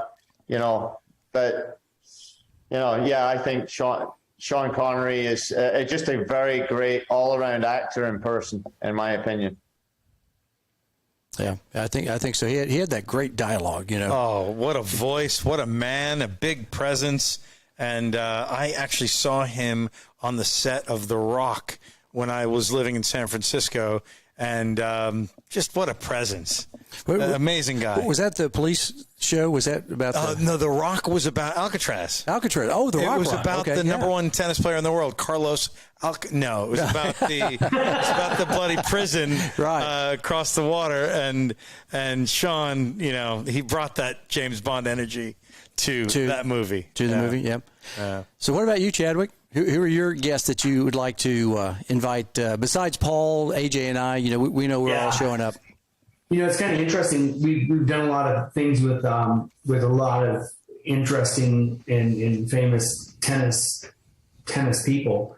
The one gentleman I've never met is Roger Federer, and I think he would be the first guy I'd really like to sit down and have dinner with. In all those years, you've never met Roger? I'm surprised. Never met Roger. Really? Okay. We've actually, we seen him a lot. We stay in the same hotel as he did when he was in Australia.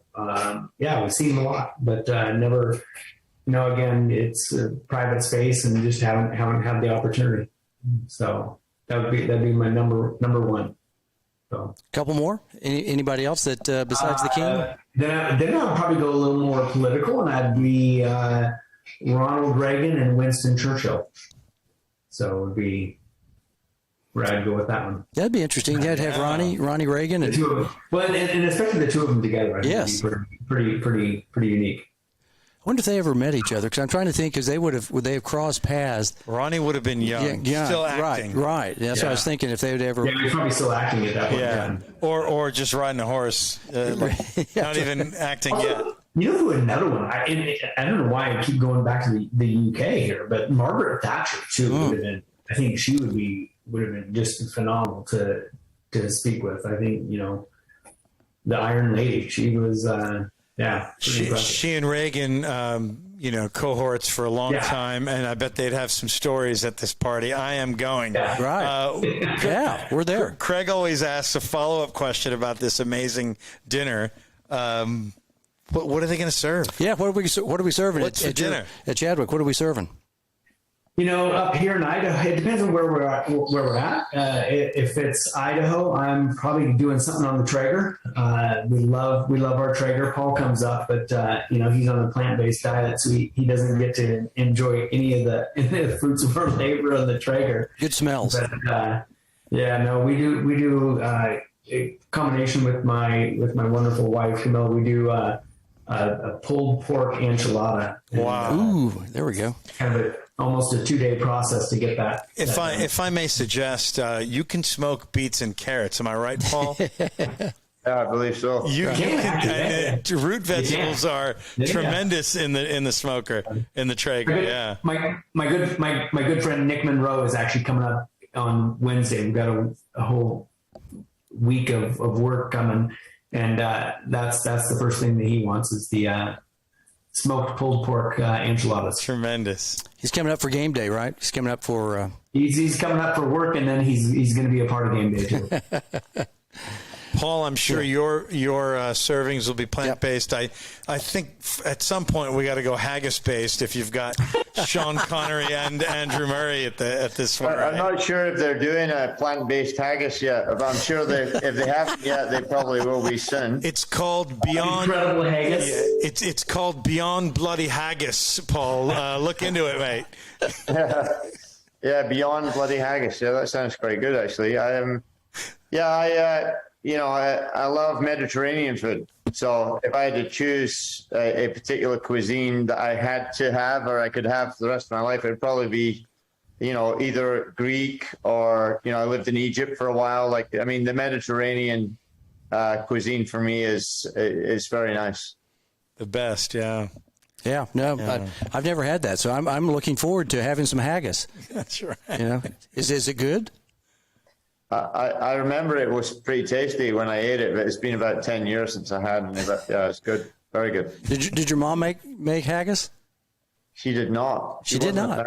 No? She wasn't a fan. No. No. Well, good stuff. Yeah, we're coming up right now. We're going to go, up to Idaho, and then we'll come down to California. Right? Love it. Yeah, we're ready to go. We're on that journey. Road trip. All right, East Coast, West Coast. What about you, Chadwick? East Coast, West Coast? Are you an East Coast guy? West Coast? Oh yeah. What about where, like Washington, West Coast, or maybe more down by California, San Diego? Okay, so you're thinking, well, I'd be probably. Okay, so just as far as visiting, or just where? Yeah, do you like the East Coast or West Coast better? Just in general. Actually, I'm going to change that. I would probably say East Coast. I like the warmer water. I like Florida, and I would probably Down around Destin and that area on the west side, or are you more the east side? Fort Lauderdale, Boca. A place called Sea Oaks, and kind of that whole area just down in. I think it's beautiful. Yeah. So, what about you, Paul? You probably a West Coast guy?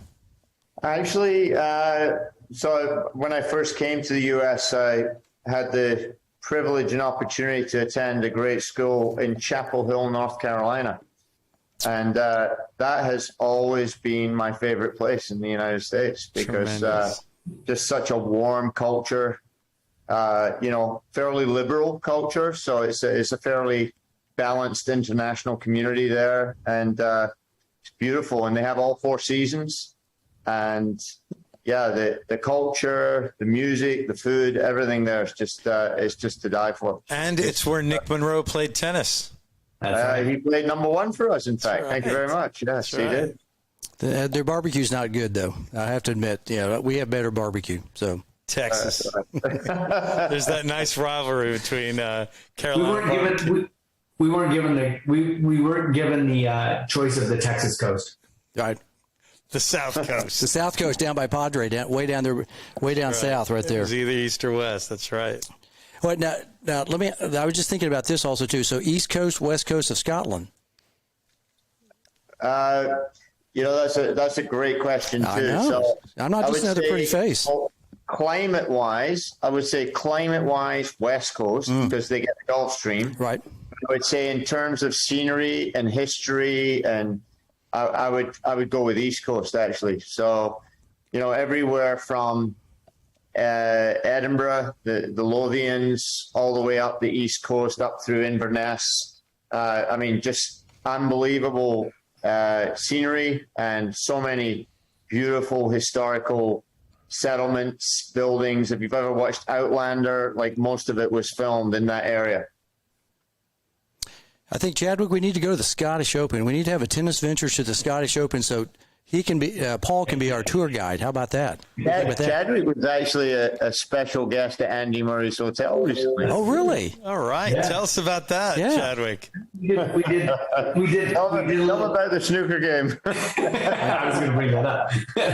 Yes, Judy and Andy were lovely enough to invite Paul and I to come and check out Cromlix, wonderful hotel, 5-star hotel in Scotland. And we were kind of looking and expanding and kind of considering a Scottish extension to our Wimbledon program. So we had a great time. We played snooker. Paul beat me until I wouldn't let him go to bed until I won. and every time we finished the game, he got out he ordered another round of whiskey. Competitive son of a gun, Chadwick. At the end of the day, you just got to win the last pointer, right? That's it. That's it. Matters, so. All it takes. I was seeing double by the time we got to the 5th game. I love. There is no clock in snooker. Right. You win the last one. It's a difficult game. We play that in Ireland as well at a place called Ashford Castle. It's just a phenomenal place, and so I thought I was going to have a leg up on Paul, but I didn't. He's a man of all seasons. Yeah. Paul Allam. So speaking of all seasons, have you ever been to the Old Course at St. Andrews, Paul? Many times. Have you really? Yes. Okay, because I switched sports all of a sudden real quick, and I was sitting there going, wait a minute, I bet you he's been around the block a few times. Right. The first time I went there was on Chadwick's dime. Really? Yeah, we had a group of about 20 Americans, and Chadwick gave me a call, and he says, "We need somebody that can translate. Can you go?" Especially for the caddies. Yeah.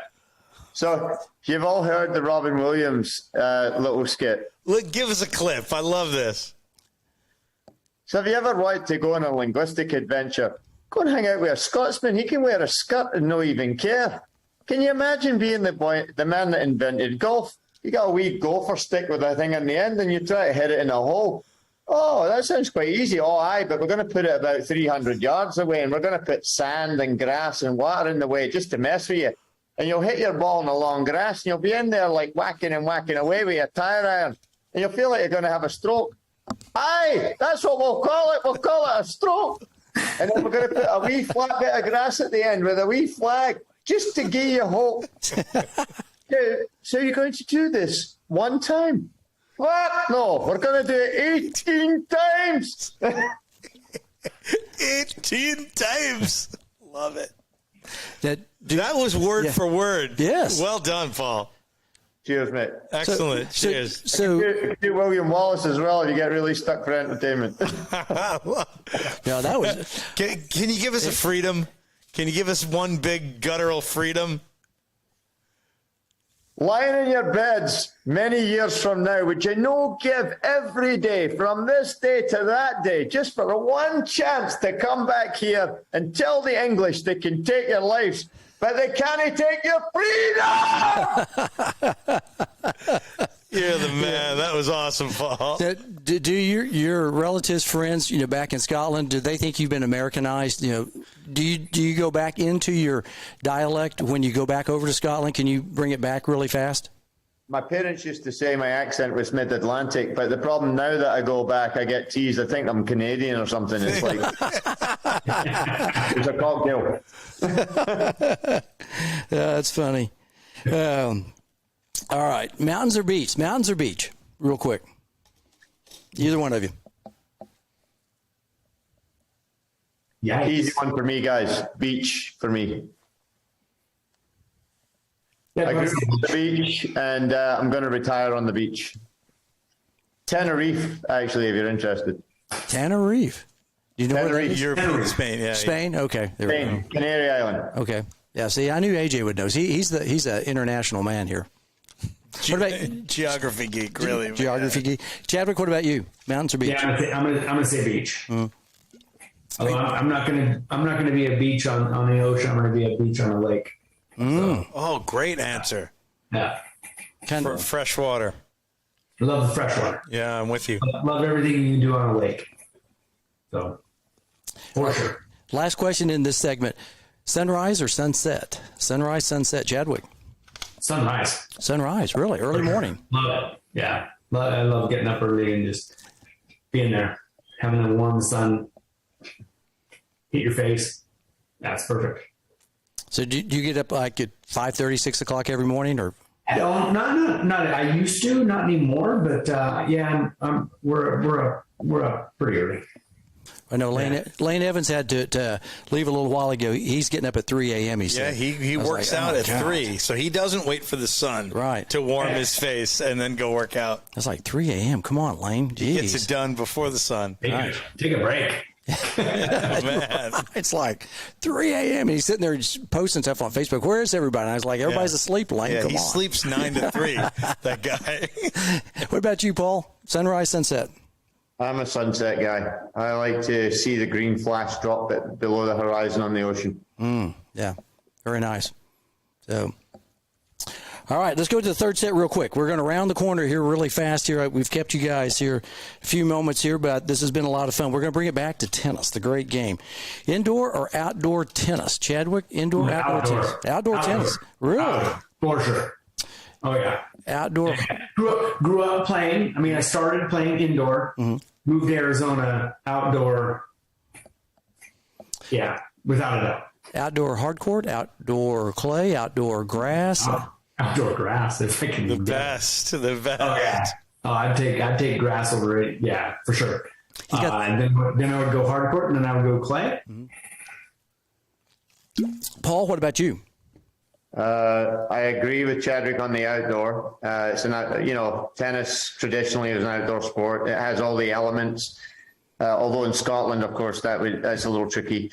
But I'm actually a huge fan of clay court tennis. So that would be my number one choice. Red clay or green clay, doesn't matter. But I've really enjoyed recently playing a lot of red clay tennis in Europe. And then I like the novelty of grass, but it's definitely a tricky surface to play on for sure. So I think, clay, hard, and then grass probably would be my third choice. So, most embarrassing moment in tennis? Have you had an embarrassing moment, either one of you? Now, Paul, have you had? Can you think of a moment that you might have had one of those? Oops, dough, as Homer Simpson says.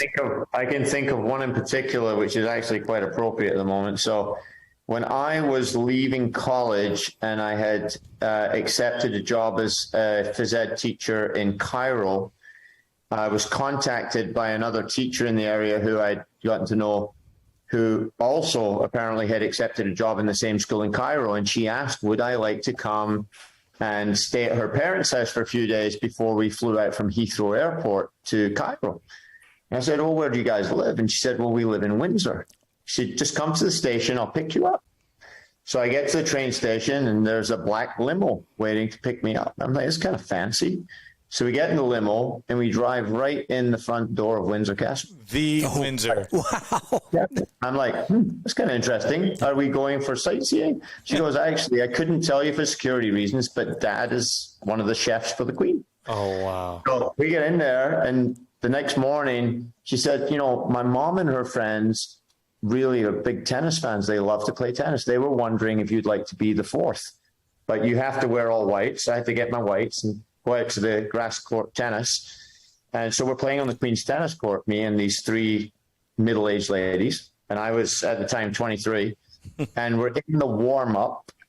And one of the ladies hit a fairly solid forehand that clipped the top of the net and hit the crown jewels. Yes. And so I was now laying in the fetal position on the service line with three middle-aged ladies offering to give me a hand. Sorry. I recovered and did actually play a couple of sets of tennis. You did recover. That's great. But my voice was a couple of octaves higher. A little higher. True story. I don't know how Chadwick's going to top that one. Yeah. Do you have one for us, Chadwick? Yeah, so Camilla and I were asked to put on, we were the only company ever asked by the All England Lawn Tennis Club to put on a trip for them and their members. And so we did that in the fall of 2019, where they spent 2 weeks with us in California. So we spent 4 days in San Francisco, 3 days at Pebble Beach, 3 days in Santa Monica, and then 4 days in La Jolla at the La Jolla Beach and Racket Tennis Club. And on the final day, the chairman of the All England Lawn Tennis Club at that time was Philip Brook, and his wife Jill were there. And we're just helping to organize it, and it was kind of the All England Lawn Tennis Club versus the La Jolla Beach and Tennis Club. And apparently they were missing someone on court 2, which happened to be the best court where Jill was playing. And Jill Brooks is a phenomenal tennis player. And so they're like, Chadwick, we need you on court 2. And so I grab my racket and I run out. I'm not by any means, I started tennis later in life. And so they apparently were waiting for one of the La Jolla Beach and Tennis Club members to show up. And so they needed someone to start playing with them. And so I step on court and I realize, oh, this is the top group. Yes. This is the best of the best, right? And so we start the warm up. Jill hits a ball to my backhand, and I whiff. I whiffed the ball, and I'm like, oh. I was mortified. But I would say after that, I don't think I've ever played better tennis. I don't think I missed the ball. I did redeem myself, but whiffing the ball was pretty embarrassing. Oh, I'm glad you played well after that. Yeah, that's right there on center court, basically, in front of the whole crowd. No, it wasn't. Unfortunately, it wasn't in front of too many people, but I certainly wanted to make a better impression with Jill at that time. Right. All right.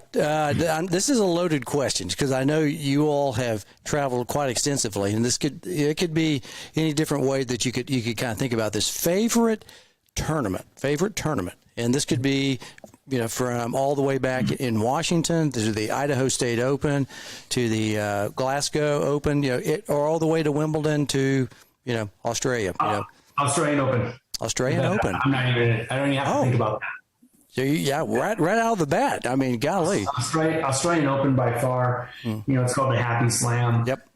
To me, I just think that just everything around us. It's the country, it's the people, and it's the tournament. It's the start of the year. Just everything around. I think the Australian Open is just phenomenal. Of the two cities, Melbourne and Sydney, do you have a favorite, or do you like both of them? I think it used to be Sydney because I love the coast so much and I love the water and the beaches and all that kind of stuff. But Melbourne, I think, is now probably one of my favorite cities in the world. He even pronounces it Melbourne. Yeah, I know. Yeah. Yeah, he doesn't lean into the R like most Americans. He just goes for it. Melbourne. I think it's just such a cosmopolitan city. The place we stayed there, the Crown Tower, is just phenomenal. The ability to walk up to the tournament is amazing. Just everything about it. I think it's just one of the most special places in the world to be. So I got to ask you a question, because I know there's a new Crown in Sydney, and I know that the other place that you stay is one of your favorite places in Sydney. Are you going to go around and stay in the Crown Sydney right there on the harbour? So during COVID, they asked me to come in. It was a tough job. I had to do some research and development. They asked me to stay at the new Crown Sydney. Incredible place. Yes. Unfortunately, I had set my prices prior to that happening. So Crown Sydney is probably double the price of what we're doing at the Intercon. Intercon actually just went through an entire, they went through an entire refurbishment of the hotel. So every room's been redone, every bathroom's been redone. The top floor Intercontinental Club has been redone. So we're looking forward to getting back there. But whether we make it over to the Crown Sydney, I'd like to see that happen eventually. Might have some drinks at the bar. Yeah, it's a beautiful hotel, but the problem that you have is it's not as easily accessible to the Opera House and all the other stuff that you want to get to. Right. It's not bad, but it's a beautiful hotel. Yeah. Absolutely beautiful hotel. Yeah, I've seen it on the internet a few times. I was watching him build it, and I was like, I wonder if he's going to take that opportunity, because the Crown Melbourne is awesome. I mean, that was a spectacular place, and I thought, I wonder the Crown Sydney might work its way into. I know you like the Intercontinental there in Sydney as well, but I mean that's a spectacular view. You get to see the Opera House down below, and you see the bridge. Yeah. I mean that's one of the greatest memories etched in my mind, even to this day. Standing up there. What was that, on the 50th floor, something like that? Way up there, it's up high. On the Intercon, it's the 32nd floor. 32nd, okay. Yeah. So 270-degree views of Sydney and the harbor, and that's awfully tough to beat. Yep. And the new Crown Sydney doesn't have anything kind of like that. The views from your room will be amazing, but they have no club like they do Crystal Club or the Intercontinental Club. So really? Kind of yeah. Wow. Yeah. That's kind of interesting they didn't do that, because they've got a beautiful view of the harbor right there. I mean, well, they have a beautiful pool area and kind of looking out the other way, but nothing that is going to give you that wonderful access that you have at Intercon. What about you, Mr. Allam? What do you think? What's your favorite tournament? Yeah, I concur with Chadwick on the Aussie for sure. I was lucky enough to live in Australia before I came to California, so it feels like a second home to me when I go back there. And the experience traveling with these guys, staying at the Crown in Melbourne, the Crystal Lounge is very special for sure. We used to have the two courts on the roof of that hotel as well, so it was kind of cool because we could do our little morning tennis clinics up there, and just the traveling to the tournament, whether you take a little water taxi or just walk up the South Bank. I mean, it's so special. So special. Great energy there. Yeah. For anybody who hasn't been down to Australia, it really is the place to go. Yeah. I could live there. I've been to Federation Square a few times and watched some tennis actually on the big screen there. You I was telling watched AJ. Roger Federer at Federation Square. At Federation Square one night, and it was unbelievable. I just sat there with about 3,000 people, and it was probably 80 degrees at night, perfect, and you see downtown, and I was like, you know what? That's one of those other memories that have etched up there. That is. It should be called Federer Square, but Fed. So, favorite player. Speaking of players, who's your favorite player? Paul, who's your favorite tennis player? Ever. Not just now. Yeah. I mean, ever. Pat Rafter. Really? Yeah, not. I mean, obviously, good player, successful career, but just as a person and his kind of demeanor and character on the court, I just thought he was just such a gentleman and such an ambassador for tennis and also for Australia. I mean, he was one of my first kind of tennis heroes, if you like. I really like. I mean, one of the things a lot of people don't know about him, when he won the U.S. Open for the first time in '97, he anonymously donated half of his winnings to a children's charity back in Australia. And it only came out a few years later. Like he didn't even want people to know that he'd done that. And that was before, a lot of people now have foundations and that sort of thing. But yeah, he was a people's champion for sure. I mean, very, very highly thought of in Australia. Just curious, have you ever met Rafter? Have you ever met him? I have not. He'd be one of the top guys in tennis that I would love to meet one day. Let's invite him to that dinner that we're having. There we go. There we go. I actually spent about 10 seconds in the elevator with him. I was fumbling around for my key at the Crown when I was on the trip with Chadwick. I was fumbling around because you have to have the key to get up to your floor. And he goes, "Hey, you having problems, mate?" And I looked up and I saw this little white tuft of hair, and he was with his son right there. And I go, "Oh no, I'm good. I got it." And we were talking for a couple of seconds. So I shared about 10 seconds with him. So and you met little Joshua Rafter. Yeah, that's right. I should have said, "Hello, my buddy Paul. Wants to meet you." So that's right. What about you, Chadwick? Who's your favorite player? Nick Monroe, I would say is my favorite player.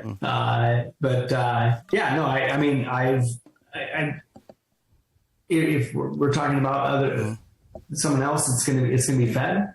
But I truly appreciate Nick for everything he's done, and just like this layman kind of guy, just journeyman, I guess I would say, journeyman on the tour.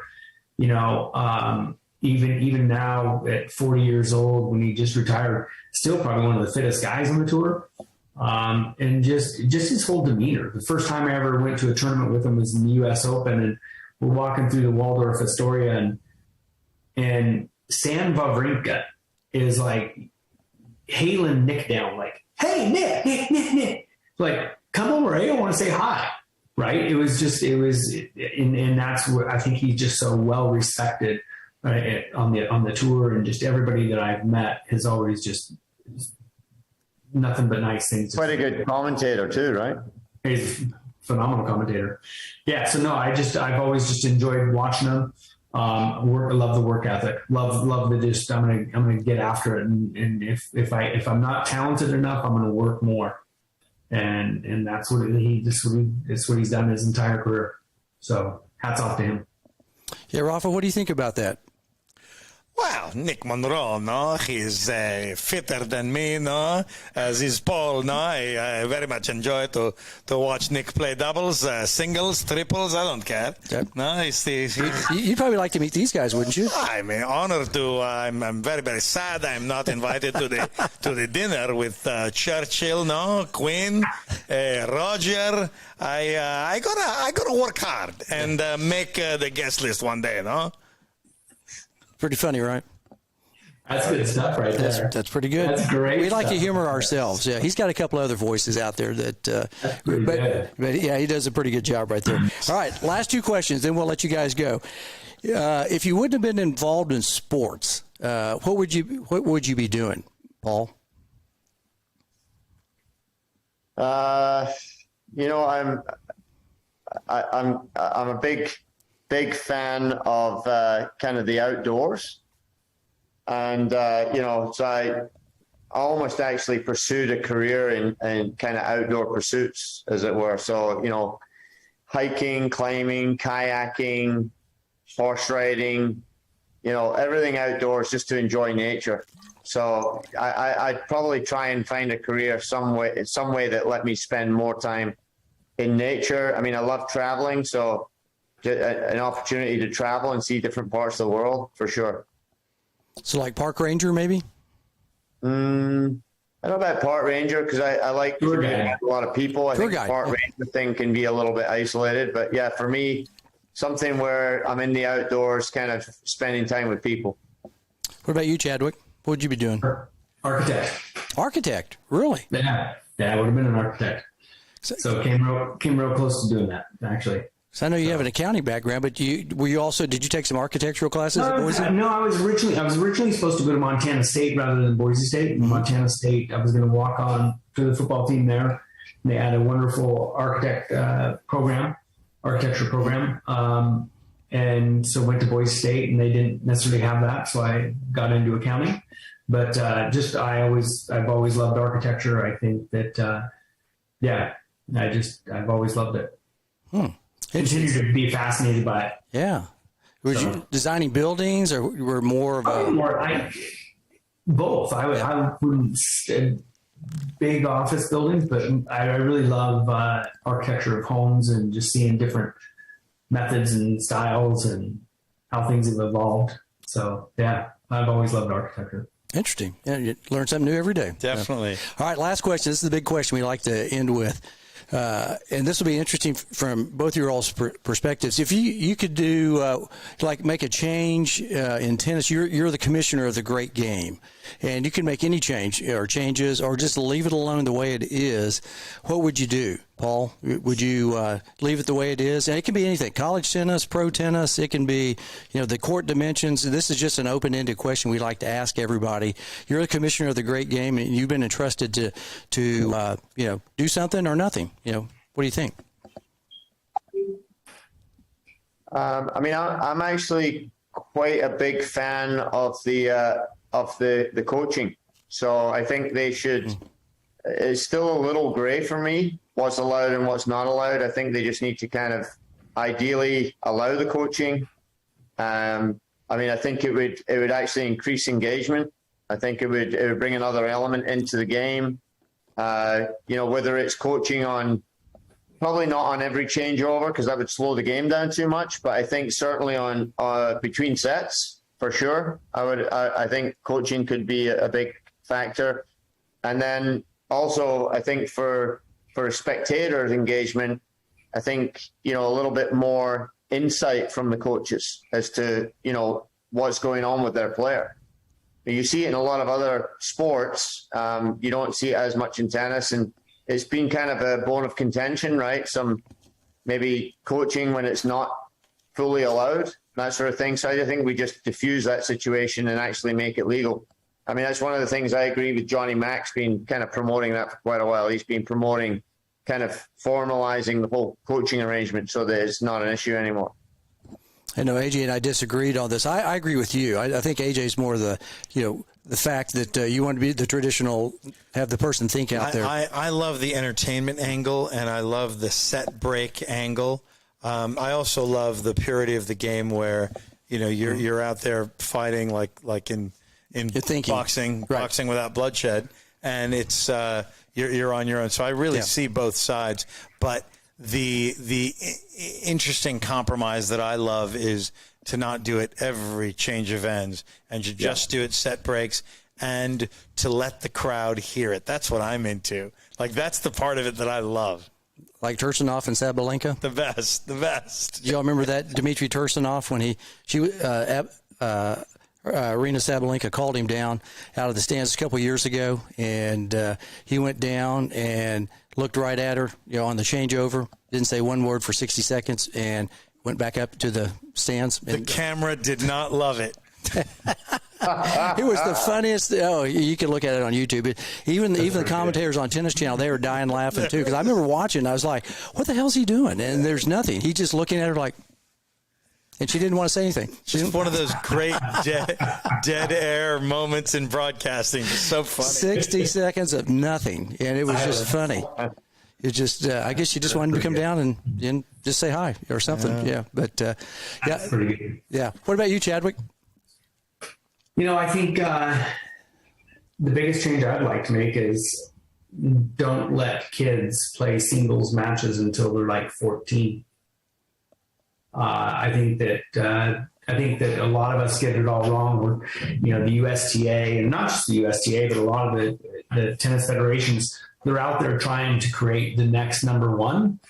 And I don't think that's their job. I think the job should be create the next 2 million players. And until we start doing that, let the cream rise to the top. Why do we think that we can pick out the best people and let them go up? I think you just let the cream rise to the top. That's what we do with all our other sports. Mm-hmm. And so if we would just let kind of focus on creating, that next million or 2 million. But, I take that view of just playing doubles because, kids these days, I sat in a USPTA actually not a USPTA, but it was actually a USPTA conference a number of years ago. And they were talking about what kids want these days. And it's about being social and blah, blah, blah, blah, blah, all that stuff. And then we start talking about singles and tennis and competing against each other. My daughters quit tennis because they ended up having to eventually get into singles. They didn't want to do that. They wanted to play with their friends. They wanted to have a good time. They wanted to, and I think that's where, if we can just continue to grow the sport with not competing against, but with and teams. And that's what, I love the All-American Cup. These guys are so jacked about this tournament because, a lot of like Jensen Brooksby has never played in a team, never played college, so he's so fired up about this. And I think if we can just create that team environment, let the kids grow up. And what's wrong with teaching doubles all the way up until a certain level? That's only going to hone in all the good skills, your net game and everything else, return game. So that's why I would love to be able to see, just like put a restriction on no tournaments for young kids unless it's a doubles tournament and no singles. Interesting. I like this team event, like this All-American thing, because I remember it was a couple of months ago, I think I came across it. You all were starting to, there was something out on the internet, and I was like, wow, I wonder if this thing's going down in San Antonio. And I was like, that's pretty darn cool. Just All-American and just the American guys. And I'm interested in that aspect. I wish that the ladies could come in some way, because I think you've got something, that to offer that would be really interesting to add that component, because we're the only sport that really has male and females out there, competing together. I think you have an interesting, event that could lead into something that would. My biggest idea for this would be actually do something bigger than the Labor Cup and create the all World Cup that includes both the men and the women. Mm-hmm. That's where we'd like to take this. Tremendous idea. Yeah. In a team event, because in Texas we have a really strong high school team program, and it involves both men or boys and girls. That each match has 19 matches. 19 matches. One mixed, and 9 boys, 9 girls. That's cool. No, it is, and it's unbelievable. My son played high school tennis and loved it, and it was just, you had the boys played 6 singles and 3 doubles, and the girls were playing 6 singles and 3 doubles, and then 1 mixed doubles was the tiebreaker, and that's in the fall going on right now. And then if you had a not so good team, that you had the individuals in the springtime, you have doubles, mixed doubles, and a singles opportunity, to compete and win a state title, as well. I think there are about 65, maybe 70,000 kids that play high school tennis in the state of Texas every year, beginning in August. It's unbelievable. They're all invited to the All-American. That's right. And one of the things we're doing for the high school teams is the first 40 high school teams to sign up. Yep. Basically, they can bring 24 players, 2 coaches, and pay a total of $500 for all sessions for the All-American Cup. All 5 sessions. All 5 sessions, all 3 days, $500 for the team. Wow. It's like, I don't know, $5 a kid? I don't know. So it's not much, more than that, $10 a kid or something like that. And so that's something, if people are interested. Yeah, that's a great idea. That is a remarkable deal and a wonderful event. And I know, of course, Texas, but you're going to have people flying in from other countries, and certainly from East, West, and Midwest. Yeah. Oh, sure. We got people from all over the country right now. It's a lot of fun. That's good stuff. And that's, once again, tell everybody the dates before we sign off here. Yeah, November 11th through the 13th, and allamericantenniscup.com. So check it out. It's going to be an amazing event. It's going to be a lot of fun. Is Paul Allam invited to head over there too? Paul's actually, I think you're going to be in Tenerife, aren't you? I'm actually playing in a couple of senior ITF tournaments in Cyprus. Playing tennis. You're actually playing tennis? Hey, that you mentioned the food, Greek and Egyptian food. That is geographically right in the middle, isn't it? That's correct. Yes, I'll be having my my little, my olives and my feta cheese and my tomatoes, and then I'll be playing some red clay tennis in Cyprus. Tremendous. And no haggis, right? No haggis. No haggis. All brain food all the time. He's going to be the happiest guy eating the good food in that country. Yeah. Before we go, Andy, would you like to say anything to Paul? It's been great. You can tell by the sound of my voice, I'm chuffed to bits to spend a bit of time with Paul Allam and Chadwick Byrd. It's just been tremendous. Thank you, boys. And did you beat him in snookers, too? Did you teach him how to play some snookers? Did you snooker him in snookers? Honestly, Paul, I made him promise to not prompt me to I waited till the last minute. The muzzer with a Scotsman in that. Work on the accent, mate. I waited till the last minute. The Rafa accent was a bit better than the end accent. You know, he has this weird blend like you do, Scottish and U.S., Canada. So it's been watered down a lot. And how long? Murray's been living in London for a long time, right? He's got a place in Florida as well. Yeah, he's got a place in Miami. That's got to be why he sounds a bit more American than you'd think from a Scotsman. He spent a bit of time in the U.S., that's for sure. Yeah. So, well, gentlemen, we've had each one of us has had 2 Topo Chicos already in 2 hours. So we were going through one an hour. We are through with our Topo Chicos. We've kept you all 2 hours and 4 minutes at this moment. We want to thank you all very much.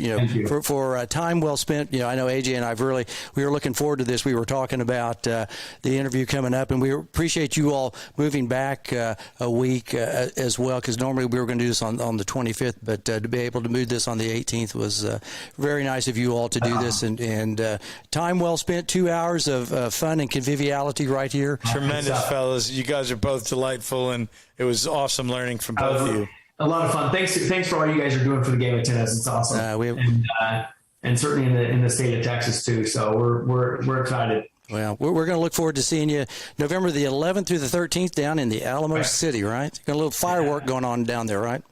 Darn right. Yeah. Darn right. Yeah. It's going to be a lot of fun. Well, thank you all once again. Guys. Everybody. Look forward to stopping through Dallas and coming to visit you at Bentry sometime soon, mate. Yeah, hopefully our pro shop might be back together by the time you see us, because right now it's been. If I could turn the camera around, I'd show you, but it's awful. It's a mess right now. It's what we're looking at. So hopefully, come back and see us. Give me a couple of months, and it's going to look really nice, I think, at this time. So, but all right, gentlemen, good night, everybody. What's the Packers and Bears? Packers and Bears. What's the score right now? Do you know? No, don't tell me. Oh, don't tell. Okay, I don't know. So I was wondering if Camilla told you. So, No. All right, gentlemen, have a great night. Thanks a lot. Cheers, guys. Cheers. Bye. Well, great night there, AJ, wasn't it? A lot of fun. Good fellas. Well done, buddy. That was really fun. Yeah, we had a lot of fun with those two. We knew it would be, 2 hours and 6 minutes into this thing right now. I knew that they had a lot to say. Good conversationalists, and just couldn't be more excited to have those two on the At the Net podcast for season 129. Should we get a little exit music with the great James Scott Campbell right there? Absolutely, yes. All right, let's see if we can get old Jimmy up.